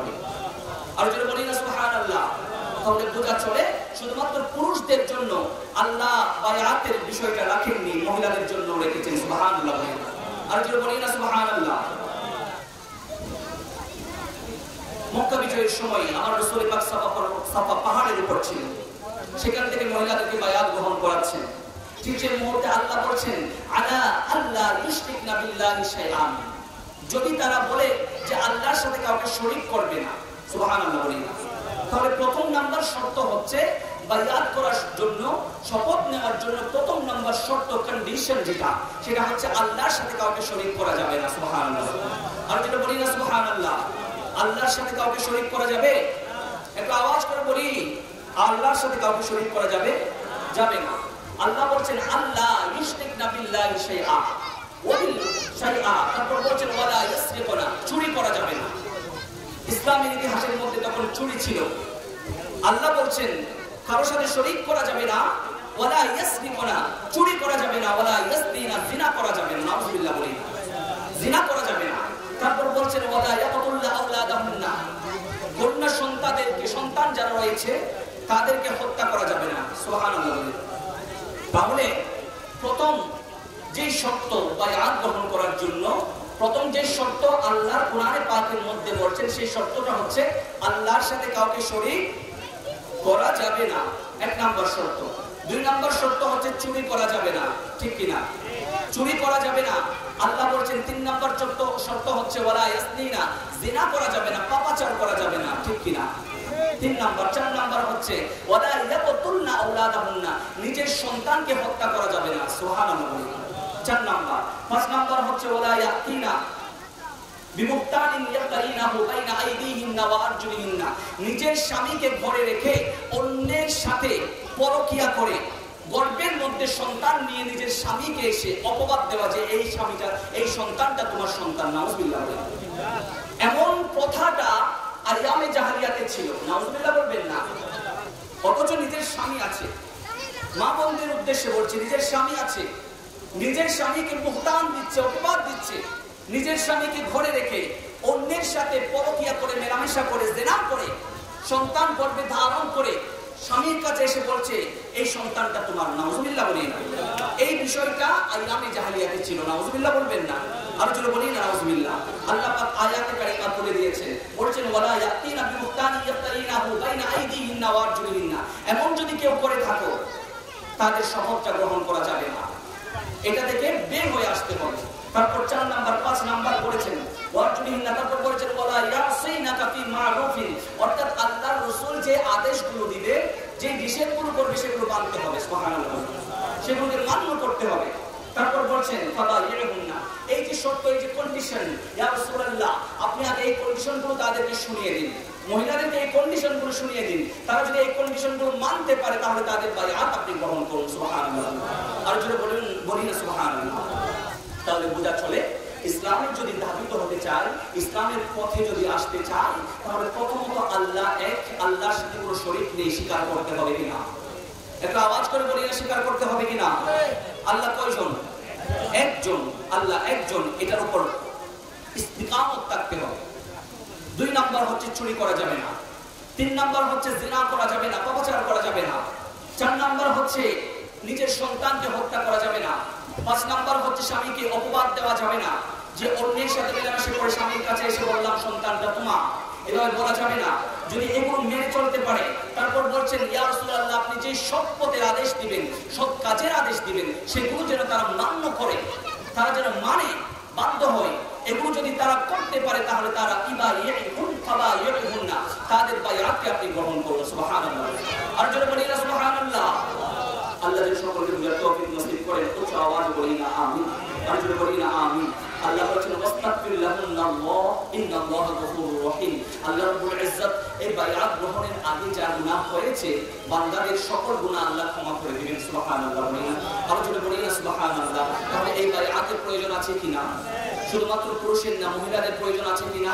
আল্লাহর হাদিস কোরআনে পাক থেকে, কালামে পাক থেকে বোঝা গেল যে এই বায়াতের প্রয়োজন আছে, যে বায়াত আল্লাহ পর্যন্ত পৌঁছে দিতে পারবেন। সুবহানাল্লাহ। যে বায়াত জান্নাত পর্যন্ত পৌঁছে দিতে পারবেন, এই বায়াতের প্রয়োজন অবশ্যই আছে। আল্লাহ যেন আমাদেরকে বোঝার তৌফিক নসিব করেন। উচ্চ আওয়াজে বলি না আমিন, আর জোরে বলি না আমিন। এই যে মহিলারা বায়াত গ্রহণ করলো, কিতাবের মধ্যে আসলো এই সময় মহিলা ছিলেন 457 জন। 457 জন মহিলা আল্লাহর রাসূলের হাতে এই যে কন্ডিশন দিয়েছে, সেই কন্ডিশন মেনে বায়াত গ্রহণ করেছেন। সুবহানাল্লাহ। আর জোরে বলি না সুবহানাল্লাহ। একটা আওয়াজ করে, সকলে একটা আওয়াজ করে মুহাব্বতের আওয়াজ বলি না ইয়া রাসূলুল্লাহ। মাশাআল্লাহ আজিজ, আপনাদের অন্তরে মুহাব্বত আছে। আমরা বসলাম, যারা মুহাব্বত নিয়ে বসলাম, অবশ্যই আল্লাহ যেন আমাদেরকে কবুল করেন। উচ্চ আওয়াজে বলি না আমিন, আর জোরে বলি না আমিন। আসুন কোরআনে পাক গেল, হাদিসে মুবারাকা যেখানে বলা হচ্ছে বায়াতের কথা যেখানে আছে, যে হাদিসে মুবারাকার মধ্যে বায়াত যে অপরিহার্য বিষয় হয়ে দাঁড়িয়েছে আমাদের জন্য গাইডলাইন, অর্থাৎ আমরা যা কিছু শিখেছি, যা কিছু অর্জন করেছি, এই অর্জন করার যথেষ্ট হয়নি আল্লাহ পর্যন্ত পৌঁছার জন্য। সুবহানাল্লাহ। আল্লাহ পর্যন্ত পৌঁছার জন্য যথেষ্ট না। যতই বলি না কেন, একটু বলতে চাই, যদি বলি যে আমি একটা রুটিন করব নিজে নিজে, গাইডলাইন ছাড়া আমি একটা রুটিন করে সেই রুটিন মাফিক জীবন যাপন করব। যদি একটা রুটিন করলাম, দৈনন্দিন রুটিন করলাম, সেই রুটিন মাফিক জীবন যাপন করতে গিয়ে দেখা যাবে অনেক সময় সেই দৈনন্দিন রুটিনের ব্যতিক্রম হয়ে যাবে। সুবহানাল্লাহ। সেই দৈনন্দিন যে রুটিনটা আমরা করছি চলার জন্য, জীবনকে পরিচালনা করার জন্য, সেখানে গিয়ে ব্যতিক্রম হয়ে যাওয়ার সম্ভাবনা রয়েছে। কেন রয়েছে? কারণ আমি করেছি, আমি চাইলে আবার ভঙ্গও করতে পারি, ঠিক কিনা? আমি যে রুটিনটা করলাম সেই রুটিনটা আবার ভেঙেও দিতে পারি, ঠিক কিনা? যদি কারো সাথে শপথ করি, ওয়াদা করি যে আমি আজ থেকে কোনো খারাপ কাজে লিপ্ত হব না, আজ থেকে আল্লাহ রাসূলের আদেশের বাইরে যাব না, আল্লাহ যা বলেছেন, কোরআনে পাক যা বলেছেন তার উপর আমি শপথ করলাম, সেভাবে চলবো। কারো কাছে যখন আমি শপথ করলাম তখন অন্তরের মধ্যে আলটিমেটলি ভয় চলে আসবে। সুবহানাল্লাহ। আর যদি বলি না সুবহানাল্লাহ, তাহলে বোঝা গেল বায়াতের গুরুত্ব আছে কিনা। ইসলামী সমাজ প্রতিষ্ঠায় বায়াতের গুরুত্ব অপরিসীম। বোঝা গেল যে বিষয়গুলো কোরআন হাদিস মোতাবেক অপরিহার্য বিষয়, আমল করার বিষয়, যেগুলো বাস্তবায়ন করার বিষয়, শুধু বায়াত না, যা যা বিষয় রয়েছে ইসলামের ইতিহাসের মধ্যে বা কোরআনের মধ্যে, হাদিসের মধ্যে, সকল বিষয় কিন্তু ইসলামী সমাজ প্রতিষ্ঠায় খুবই গুরুত্ব রাখে। সুবহানাল্লাহ। তেমনি ভাবে বায়াতও গুরুত্ব রাখবে। যখন আপনি বা কেউ একজন যখন বায়াত গ্রহণ করবেন, দেখবেন তার জীবনটা, বললাম যে ট্রান্সফার করে, অর্থাৎ সেভিং করে, সার্ভিং, অর্থাৎ তার যে জীবন ছিল যখন বায়াত গ্রহণ করেছে দেখবেন সে পরিবর্তন হয়ে গেছে। সুবহানাল্লাহ। তার আগে দাড়ি ছিল না, যখন বায়াত মুহাক্কিক আলেমের কাছে গিয়ে যখন শপথ নিয়েছে তখন থেকে সে দাড়ি রেখে দিয়েছে। সুবহানাল্লাহ। দেখবেন সে আগে পাঞ্জাবি পরতো না, ইসলামিক লেবাস তার ছিল না, যখন শপথ নিয়েছে তার ইসলামিক লেবাস আলটিমেটলি গায়ে চলে আসলো। সুবহানাল্লাহ। আল্লাহর ভয়টা যখন অন্তরে ধাবিত হলো, আমি আপনি যতটুকু না ভয় পাই আল্লাহকে, মুহাক্কিক উলামায়ে কেরাম যারা রয়েছেন, যারা আল্লাহকে চিনেছেন, আল্লাহর কোরআনকে যারা বুঝেছেন, তারা আরো বেশি ভয় পায়, ঠিক কিনা? একটা আওয়াজ করে বলি না, ঠিক কিনা? আমরা এখানে বসলাম শুধু আলোচনা শোনার প্রয়োজনীয়তা অনুভব করার দরকার নেই, আলোচনা শুনবো এবং বাস্তবায়ন করার জন্য যেন আল্লাহ আমাদেরকে কবুল করেন। উচ্চ আওয়াজ বলি না আমিন, আর জোরে বলি না আমিন। তবে বোঝা গেল যে কোরআনের পাক থেকে বুঝলাম পুরুষদের জন্য বায়াতটা অপরিহার্য বিষয় এবং মহিলাদের জন্য বায়াতটা অপরিহার্য বিষয়। এবং হাদিসে মুবারাকার দিকে যদি আমরা তাকাই, বুখারী শরীফের মধ্যে কিতাবুল আম্বিয়া নামক একটা অধ্যায় রয়েছে, সেই অধ্যায়ের মধ্যে হাদিস মুবারক আসলো। হযরত আবু হুরায়রা রাদিয়াল্লাহু তাআলা আনহু থেকে বর্ণিত, তিনি বলেন আমার নবী পাক সাল্লাল্লাহু আলাইহি ওয়াসাল্লাম বলেছেন, ইন্নাহু লা নাবিয়্যা বাদি, অর্থাৎ আমি নবী, আল্লাহ আমাকে সৃষ্টি করেছেন, লা নাবিয়্যা বাদি, আমি নবীর পরে আর কোনো নবী আসবে না। সুবহানাল্লাহ। একটু আওয়াজ করে বলবেন না সুবহানাল্লাহ। নবীর পরে কি আর কোনো নবী আসবে? আওয়াজ করে বলি না, কোনো নবী আসবে? আমার নবী বলছেন লা নাবিয়্যা বাদি, আমার পরে আর কোনো নবী আসবে না। কিন্তু কি হবে? আমার নবী বলছেন ওয়াসায়াকুনু খুলাফা আবায়াকফিরুনা, কিন্তু অধিক সংখ্যক আমার খলিফা থাকবে। সুবহানাল্লাহ। আর জোরে বলি না সুবহানাল্লাহ। আমার রাসূল পাক বলছেন আমি নবী শেষ নবী, খাতামুন নবিয়্যিন, আমার পরে আর কোনো নবী আসবে না, কিন্তু আমার পরে খলিফা থাকবে। সুবহানাল্লাহ। কি থাকবে? খলিফা থাকবে, যারা প্রতিনিধিত্ব করবে, যারা রাষ্ট্র চালাবে। ইসলামিক জ্ঞান সম্পন্ন স্কলার থাকবে, ইসলামিক জ্ঞান সম্পন্ন পার্সোনালিটি থাকবে, যারা সঠিক অর্থে সঠিক বুঝ নিয়ে, সঠিক কোরআন হাদিসের জ্ঞান নিয়ে, নলেজ নিয়ে রাষ্ট্রকে চালাবে। সুবহানাল্লাহ। আল্লাহ যা সকলকে বুঝার তৌফিক নসিব করেন। উচ্চ আওয়াজে বলি না। সেই অনন্য দৃষ্টান্ত দেখিয়েছেন হযরতে ওমর ফারুক রাদিয়াল্লাহু তাআলা আনহু। সুবহানাল্লাহ বলি। আওয়াজ করে বলি না সুবহানাল্লাহ। আচ্ছা, তাহলে বোঝা গেল যে ইসলামের দ্বিতীয় খলিফা হযরতে ওমর। ইসলামের দ্বিতীয় খলিফার নাম কি? একটু বলি না, হযরতে ওমর রাদিয়াল্লাহু তাআলা আনহু। তিনি এত বেশি ন্যায় বিচারের পথে ছিলেন, ন্যায় বিচারকে বিশ্বাস করতেন, নিজের ছেলেকে পর্যন্ত ছাড় দেননি। সুবহানাল্লাহ। আর যদি বলি না সুবহানাল্লাহ। একদিন আমার রাসূল পাকের আওলাদ ইমাম হুসাইন রাদিয়াল্লাহু তাআলা আনহু, ছোট বাচ্চা, এদিকে ওমর রাদিয়াল্লাহু তাআলা আনহুর পুত্র ছোট ছিল। সুবহানাল্লাহ বলি না। ঠিক সেই সময় ওমর রাদিয়াল্লাহু তাআলা আনহু খেলাফতের আসনে ছিলেন। এমন সময় ছোট বাচ্চারা খেলা করছে, খেলা করতে গিয়ে এক সময় ইমাম হুসাইন রাদিয়াল্লাহু তাআলা আনহু ওমর রাদিয়াল্লাহু তাআলা আনহুর ছেলেকে বলল গোলামের বাচ্চা। সুবহানাল্লাহ। কি বলল? গোলামের বাচ্চা বলল। ঝগড়া করতে গিয়ে এক সময় গোলামের বাচ্চা বলে ফেলল। ওমর রাদিয়াল্লাহু তাআলা আনহুর ছেলে তো রেগে আগুন হয়ে গেছে। আমার বাবা খেলাফতের আসনে আছে, কিভাবে আমাকে গোলামের বাচ্চা বলল? আমার বাবা হচ্ছেন এখন খেলাফতের আসনে খলিফা, শাসক, রাষ্ট্র পরিচালনা করছেন, কিভাবে আমার বাবাকে গোলাম বলল? সুবহানাল্লাহ। কে বলেছেন? আওলাদ রাসূল। আওলাদ রাসূল ইমাম হুসাইন রাদিয়াল্লাহু তাআলা আনহু বলেছেন গোলামের বাচ্চা। সুবহানাল্লাহ। আর যদি বলি না সুবহানাল্লাহ। তিনি কি করলেন? রেগে গেলেন, রেগে বললেন আমি রাসূলের দরবারে নালিশ দিব। রাসূলের দরবারে নয়, যে আমার বাবার দরবারে নালিশ দিব। সুবহানাল্লাহ। হযরত ওমর রাদিয়াল্লাহু তাআলা আনহুর দরবারে নালিশ দিবেন।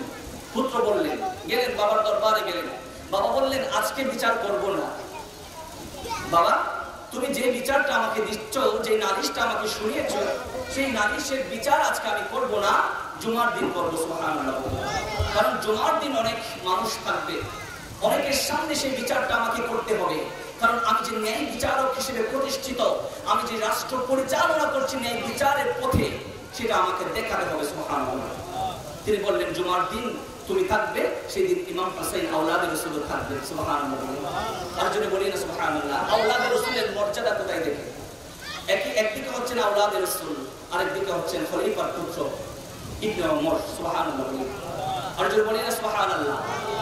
জুমার দিন খুতবা দিলেন। খুতবা, নামাজ কালাম শেষ হলো। নামাজ কালাম শেষ হওয়ার পর বিচার করতে বসলেন।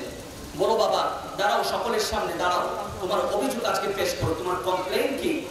ইমাম হুসাইন আওলাদ রাসূল সম্পর্কে তোমার কমপ্লেইন কি? এটা আজকে সকলের সামনে উপস্থাপন করো। তখন তিনি দাঁড়ালেন, হযরত ওমর রাদিয়াল্লাহু তাআলা আনহুর পুত্র দাঁড়ালেন, বললেন বাবা, আমরা খেলা করছি, খেলার এক ছলে এক সময়ে গিয়ে ইমাম হুসাইন আমাকে গোলামের বাচ্চা বলেছে। সুবহানাল্লাহ। আর জোরে বলবেন না সুবহানাল্লাহ। গোলামের বাচ্চা বলেছেন। এদিকে ওমর রাদিয়াল্লাহু তাআলা আনহু খুশি হয়ে গেছেন যে গোলাম বলেছেন। কার গোলাম? রাসূলের গোলাম। সুবহানাল্লাহ। গোলামের গোলাম কার? রাসূলের গোলাম, কার? আওলাদ রাসূলের গোলাম বলেছেন। এটা বড় বড় খুশি, বড় আনন্দের বিষয়। হযরত ওমর রাদিয়াল্লাহু তাআলা আনহু খুশি হয়ে গেলেন। তখন ইমাম হুসাইন রাদিয়াল্লাহু তাআলা আনহুকে দাঁড় করালেন, বললেন হে আওলাদ রাসূল, আপনি দাঁড়ান। সুবহানাল্লাহ। কেমন সম্মানটুকু দেখিয়েছেন আওলাদ রাসূলের প্রতি, দেখেন। সুবহানাল্লাহ বলবেন না? আওলাদ রাসূলের আলাদা একটা স্টেট রয়েছে, আলাদা একটা সম্মান রয়েছে, আলাদা একটা তাজিম রয়েছে। সুবহানাল্লাহ।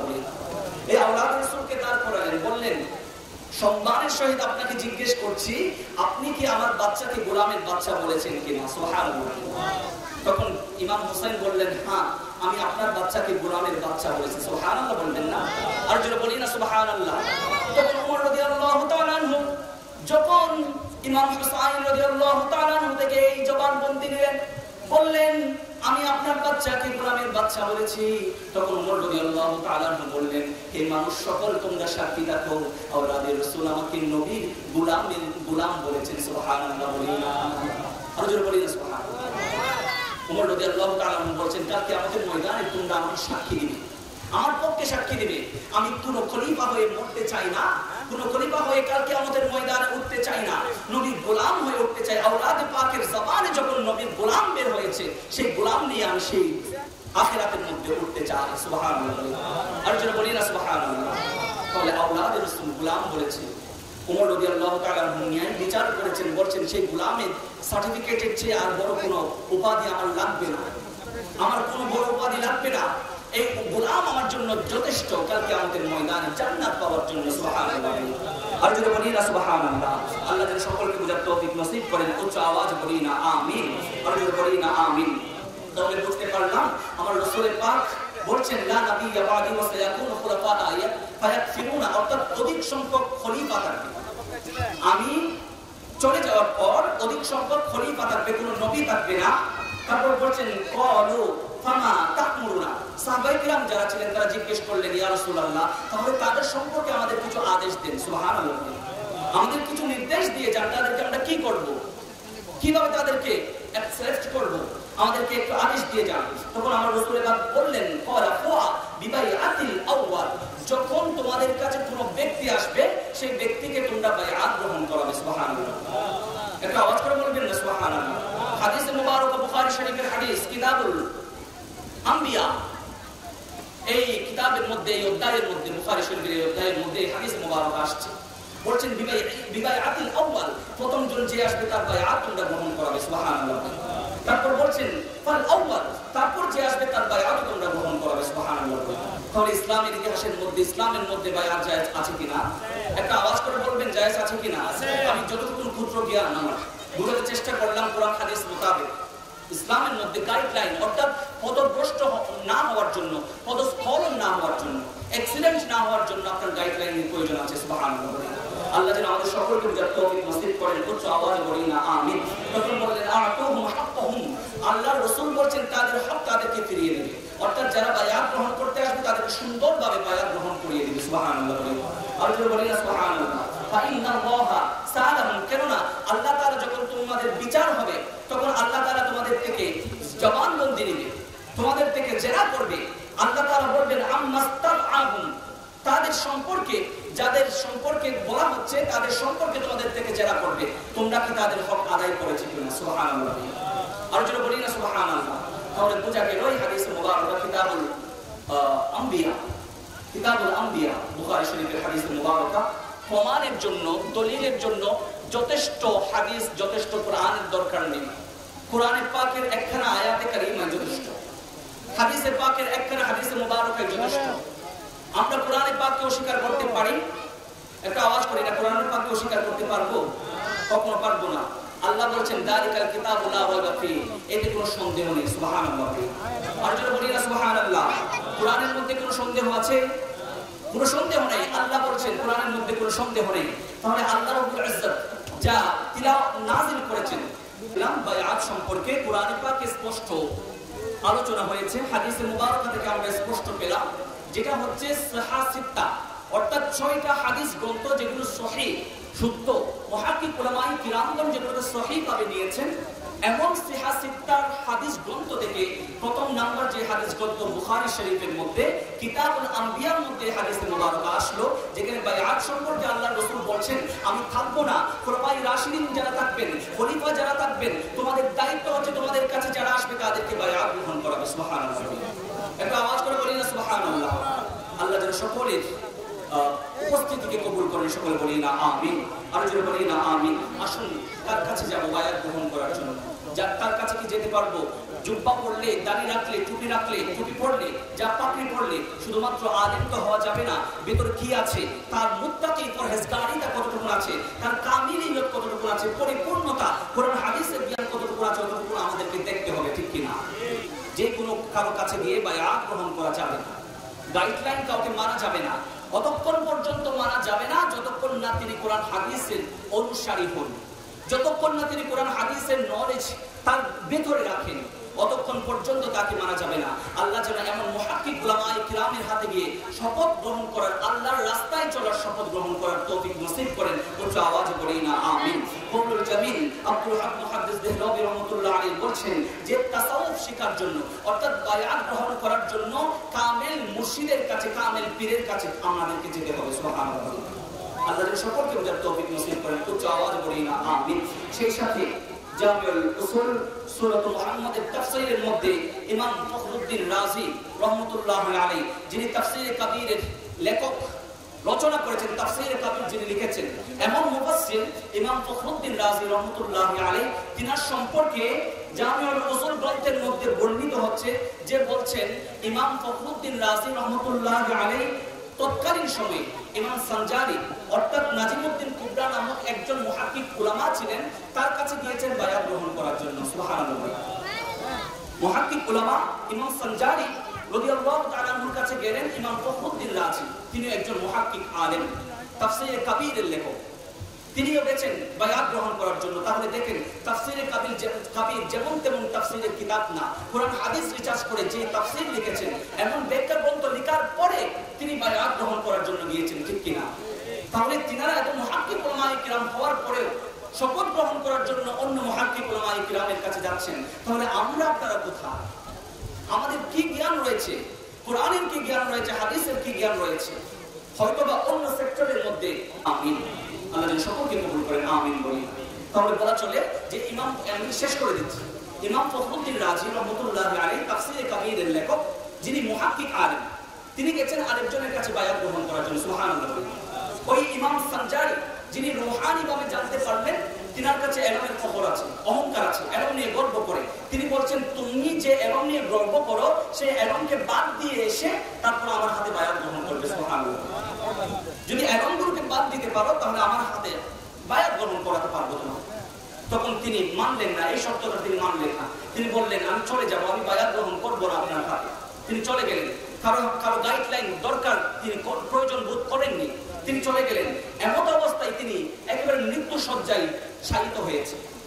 ঠিক সেই মুহূর্তে কিতাবের মধ্যে আসছে, জামিউল উসুল কিতাবের মধ্যে এই ব্যক্তিত্বের বর্ণনা আসছে।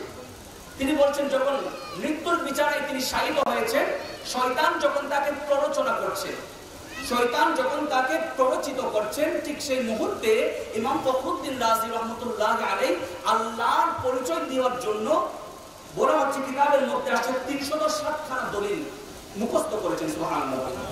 আল্লাহ যে এক, আল্লাহ যে এক, এই দলিল শয়তানকে দেওয়ার জন্য। মৃত্যুর সময়ে আমাদের সকলকে শয়তান প্ররোচনা করবেন কিনা? একটা আওয়াজ করে বলি না, শয়তানের প্ররোচনায় আমরা পড়বো কিনা? শয়তানের প্ররোচনা থেকে বাঁচতে হবে কিনা? কোরআন হাদিসকে অনুসরণ করার দরকার আছে কিনা? যদি শয়তানের প্ররোচনা থেকে মৃত্যুর সময়ে বাঁচতে চাই তাহলে কোরআন হাদিসের অনুসরণ করার দরকার আছে, ঠিক কিনা? একটা আওয়াজ করে বলি না, ঠিক কিনা? তাহলে ইনি মৃত্যু শয্যায় শায়িত, এমন সময় শয়তান ধোঁকা দিচ্ছে। শয়তান জিজ্ঞেস করলো আল্লাহ কয়জন? ইমাম ফখরুদ্দীন রাজি বললেন আল্লাহ একজন। আর অনেকটা 360 খানা দলিল তিনি দিচ্ছেন, আল্লাহ যে এক, তার পক্ষে 360 খানা দলিল মুখস্থ করে রেখেছেন। তিনি সেই দলিলগুলো দিয়েছেন। শয়তান নারাজ, শয়তান রাজি হচ্ছেন না, শয়তান বলছেন হয়নি হয়নি। শেষ পর্যন্ত গিয়ে ইমাম ফখরুদ্দীন রাজি রাহমাতুল্লাহ আলাইহিকে জিজ্ঞেস করলেন 360 খানা দলিল তো আল্লাহ এক, তার উপর দিয়েছো, এখন কি কোনো দলিল আছে? বলেন আল্লাহ এক, 360 খানা দলিলের প্রয়োজন আছে? 360 খানা দলিলের প্রয়োজন আছে আল্লাহ যে একটা স্বীকার করার জন্য? প্রয়োজন নেই। ইমাম ফখরুদ্দীন রাজি তার পুরো শয়তানের প্ররোচনা থেকে বাঁচার জন্য 360 খানা দলিল দিয়েছে। বন্ধ করেন, 360 খানা দলিল দিয়েছে। দলিল দেওয়ার পরে ওই শয়তান বলছে আর কোনো দলিল আছে কিনা? তখন ইমাম ফখরুদ্দীন রাজি হতভম্ব হয়ে গেলেন, বললেন আমার কাছে তো আর কোনো দলিল নেই। আল্লাহ এক, 360 খানা দলিল দেওয়ার পরে আর কি দলিল চাচ্ছেন? বললেন আর কি দলিল চাচ্ছেন?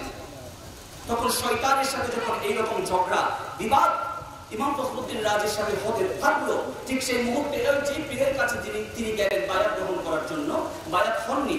তারপরও দেখেন যখন কোনো রূহানি পীর, কামিল আলেম যখন কাউকে একবার দেখেন তার রূহানিয়তের মধ্যে তাকে একেবারে সিলেক্ট করে রাখেন। সুবহানাল্লাহ। এই যে তারা এদিকে বাদানুবাদ করছেন, শয়তানের সাথে ইমাম ফখরুদ্দীন রাজি বলছেন আমার কাছে আর কোনো দলিল নেই, আমাকে প্ররোচনা দেওয়ার সময় তখন ওই পীর ইমাম সানজারি রাহমাতুল্লাহ আলাইহি যখন রূহানি ভাবে জানতে পারলেন শয়তানের প্ররোচনায় পড়তে যাচ্ছে ইমাম ফখরুদ্দীন রাজি, যিনি তাফসীরে কাবীরের লেখক ছিলেন। চারটিকারী কথা না, তাফসীর অর্থাৎ কোরআনের তাফসীর করেছেন সুবহানাল্লাহ। কোনো বিজ্ঞানের তাফসীর, কোনো ইঞ্জিনিয়ারকে নিয়ে সাবজেক্ট বানাননি, ইঞ্জিনিয়ারিং নিয়ে সাবজেক্ট বানাননি, কোনো বিজ্ঞান নিয়ে সাবজেক্ট বানাননি। আর কোরআনকে নিয়ে সাবজেক্ট যিনি বানিয়েছেন তিনিও প্ররোচনায় পড়ার সম্ভাবনা ছিল সুবহানাল্লাহ। তাহলে বোঝা চলে আমরা কোথায় আছি, আমাদের কি জ্ঞান রয়েছে, তাহলে আমরাও তো প্ররোচনায় পড়তে পারি, ঠিক কিনা? আওয়াজ করে বলি না, ঠিক কিনা? তাহলে প্ররোচনায় না পড়ার জন্য গাইডলাইনের দরকার আছে কিনা? আল্লাহ যেন সকলকে বুঝার তৌফিক নসিব করেন। উচ্চ আওয়াজ বলি না আমিন। তাহলে দেখা গেল যে ইনি উযু করছেন, উযুর পানি নিক্ষেপ করলেন ইমাম ফখরুদ্দিন রাজির নিকট, উযুর পানি নিক্ষেপ করে বলতে লাগলেন, ইমাম ফখরুদ্দিন রাজি, আল্লাহ যে এক, তার জন্য কোনো দলিল লাগবে না, তুমি বলো বিনা দলিলে আল্লাহ এক। সুবহানাল্লাহ। আর জোরে বলি না সুবহানাল্লাহ। আমরাও কি জানি আল্লাহ যে এক? আল্লাহর রাসূলের মাধ্যমে জানতে পারলাম আল্লাহ এক। সুবহানাল্লাহ। আল্লাহ যেন সকলকে কবুল করেন। উচ্চ আওয়াজে বলি না আমিন। তাহলে বোঝা গেল, এই আলোচনা থেকে বোঝা গেল আমরা অবশ্যই আমাদের গাইডলাইনের দরকার আছে। না হয় আমি যত বড় মুহাক্কিক হই না কেন, যত বড় মুফাসসির হই না কেন, যত বড় ইঞ্জিনিয়ার হই না কেন, যত বড় সায়েন্টিস্ট হই না কেন, যত বড় ডক্টর হই না কেন, আল্লাহর রাস্তায় যাওয়ার জন্য, আল্লাহর পথে যাওয়ার জন্য অবশ্যই আমাকে গাইডলাইন করার দরকার আছে। সেই গাইডলাইন হচ্ছে কোরআন, সেই গাইডলাইন হচ্ছে হাদিসে মুবারাকা, সেই গাইডলাইন হচ্ছে ইজমা কিয়াস। আমি তো এগুলো বুঝি না, তাহলে কার কাছে যাব? মুহাক্কিক আলেমের কাছে আমাকে যেতে হবে। সুবহানাল্লাহ। আর জোরে বলি না সুবহানাল্লাহ। আল্লাহ যেন সকলকে বুঝার তৌফিক নসিব করেন। উচ্চ আওয়াজে বলি না আমিন। আর জোরে বলি না আমিন। ইনশাআল্লাহুল আজিজ আল্লাহ যেন কবুল করেন। যে আমার ক্ষুদ্র জ্ঞানে, ক্ষুদ্র ইলমে জানাতে চেষ্টা করলাম বায়আত সম্পর্কে, যেটা খুবই গুরুত্বপূর্ণ ইম্পর্টেন্ট একটা বিষয় আজকালকার সমাজে। আল্লাহ যেন সকলকে কবুল করেন। উচ্চ আওয়াজে বলি না আমিন। নবীর বিলাদত আমরা খুশি না বেজার? একটু সময় নিব আপনাদের কাছ থেকে, একটু সবাই আওয়াজ করে বলবেন, নবীর বিলাদতে আমরা খুশি না বেজার? একটু আওয়াজ করে বলি না খুশি না বেজার? সেই নবীর বিলাদতকে কেন্দ্র করে আমরা নারা দিতে চাই কিনা? একটু আওয়াজ করে বলি না নারা দিতে চাই কিনা? আল্লাহর মহত্ব বর্ণনা করা, আল্লাহ যে এক তার মহত্ব বর্ণনা করা। আসুন একটু সময় নিব, তারপর আমি বিদায় নিচ্ছি। আমার মোহাম্মদ নদীতে আসেন এখানে, ওনার থেকে একটু অনুমতি নিচ্ছি, আমি একটু সময় নিব, অনুমতি নিচ্ছি। মাশাআল্লাহ। আসেন। নারায়ে তাকবীর আল্লাহু আকবার, নারায়ে রিসালাত ইয়া রাসূলুল্লাহ, নারায়ে তাকবীর, সবাই একসাথে নারায়ে তাকবীর আল্লাহু আকবার, নারায়ে রিসালাত ইয়া রাসূলুল্লাহ, নারায়ে তাকবীর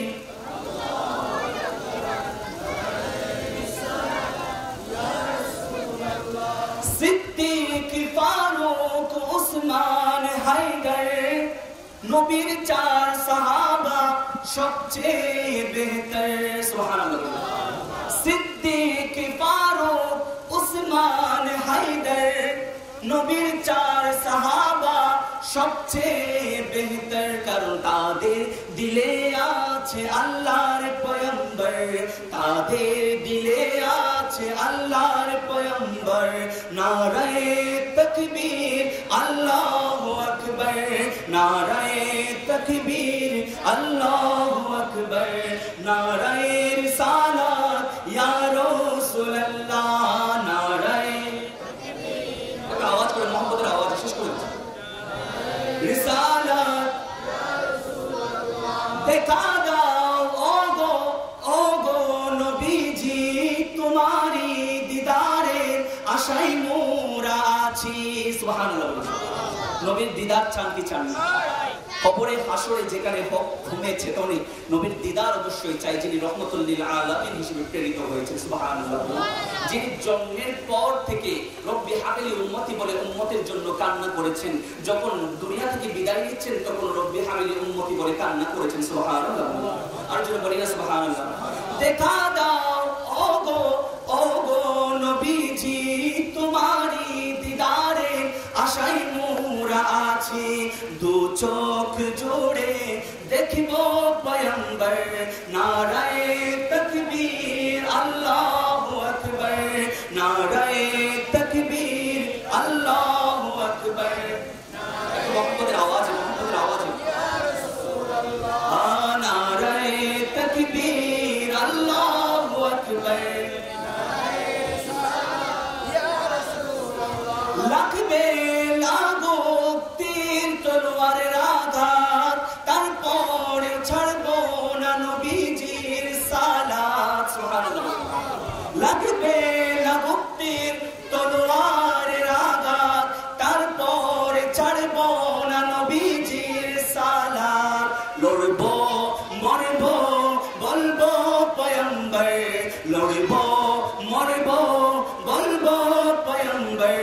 নারায়ে তাকবীর আল্লাহু আকবার নারায়ে রিসালাত ইয়া রাসূলুল্লাহ নারায়ে তাকবীর আল্লাহু আকবার নারায়ে রিসালাত ইয়া রাসূলুল্লাহ নারায়ে তাকবীর আল্লাহু আকবার নারায়ে রিসালাত ইয়া রাসূলুল্লাহ ওয়া আখিরু দাওয়ানা আলহামদুলিল্লাহি রাব্বিল আলামিন আসসালামু আলাইকুম ওয়া রাহমাতুল্লাহি ওয়া বারাকাতুহু